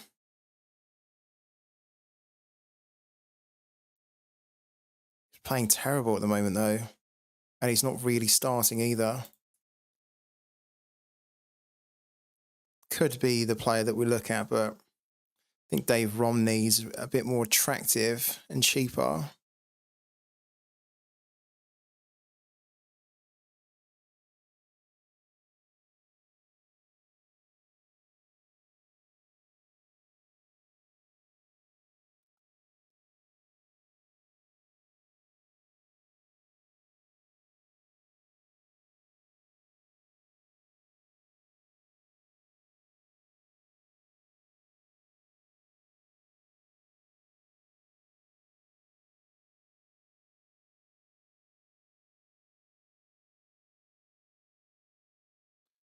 Okay, actually, I tell you what, I think we look at Romney.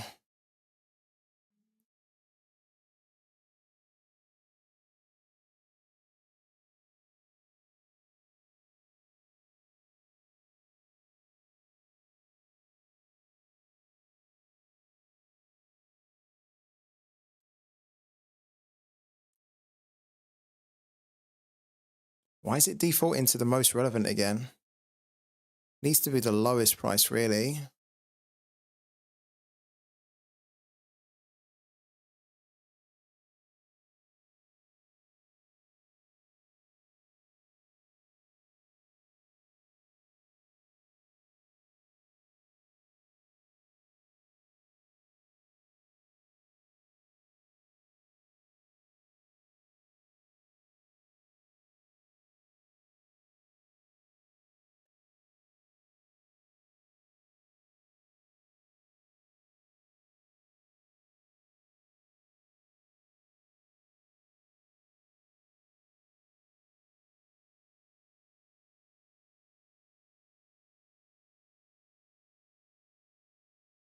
All right, we've got a couple of offers out.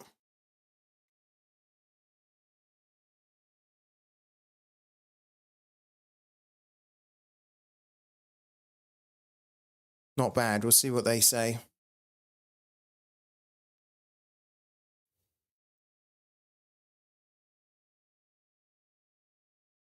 Do we have any throw your hats in the rings at all? It is open, but we haven't had any, and I'm kind of waiting for some predictions from you guys so we can do the USA League. We've already had one, which is from Twitch Gaming. Do we have any more? Remember, you can win some Sorare cards here from getting your predictions correct.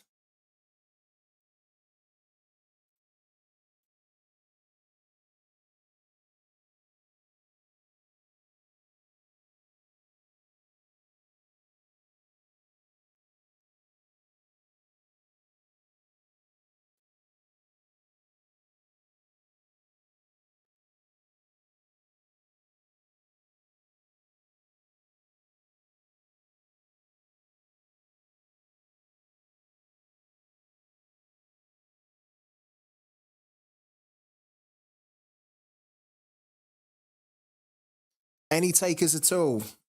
Because the silence is killing me. I think we'll end the stream in a minute. If there's any takers, then I want to know about it so we can enter them in. I can't actually stream tomorrow. I just remembered I can't stream. I have a funeral to attend. So this will be the last opportunity to get involved in Throw Your Hat in the Ring. In fact, actually, now that I remember that I can't do the stream tomorrow because I'll be at a funeral, we need to do the community team now. Yeah, we need to do it now, as in I need to get your input on who we need to pick. Guys, who do we pick for the community team?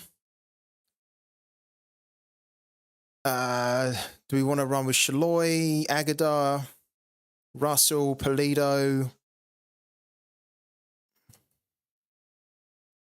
Tim Leibold.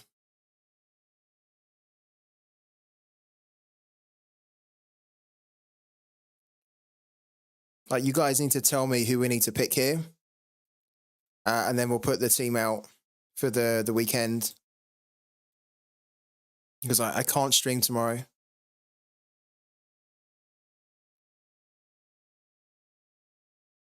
We will put the challenger in season, and then we'll just do a suggest a lineup in here as well. And it kind of tells us that we should do Amelia, Leibold, Tommy, Shaloy, and then Sanchez, which we wouldn't do. Sullivan.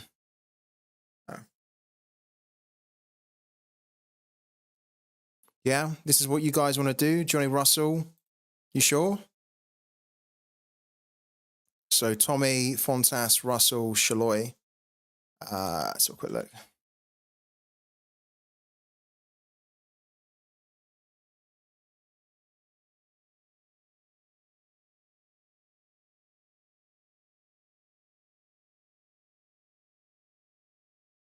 Not projected to start, based on RotoWire.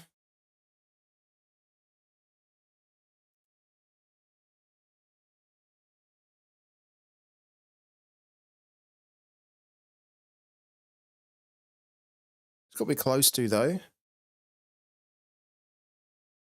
Yeah, he's at 60% there. Right. I'm not hearing anything from the guys in the chat, so this is what we're going to do. I can't stream tomorrow, as I mentioned, so thank you so much to everyone on today's stream. And I'll catch you on potentially Sunday. If I get the new computer, I'll show you the new game on Sunday. Until then, thank you, have a good weekend, and I'll catch you on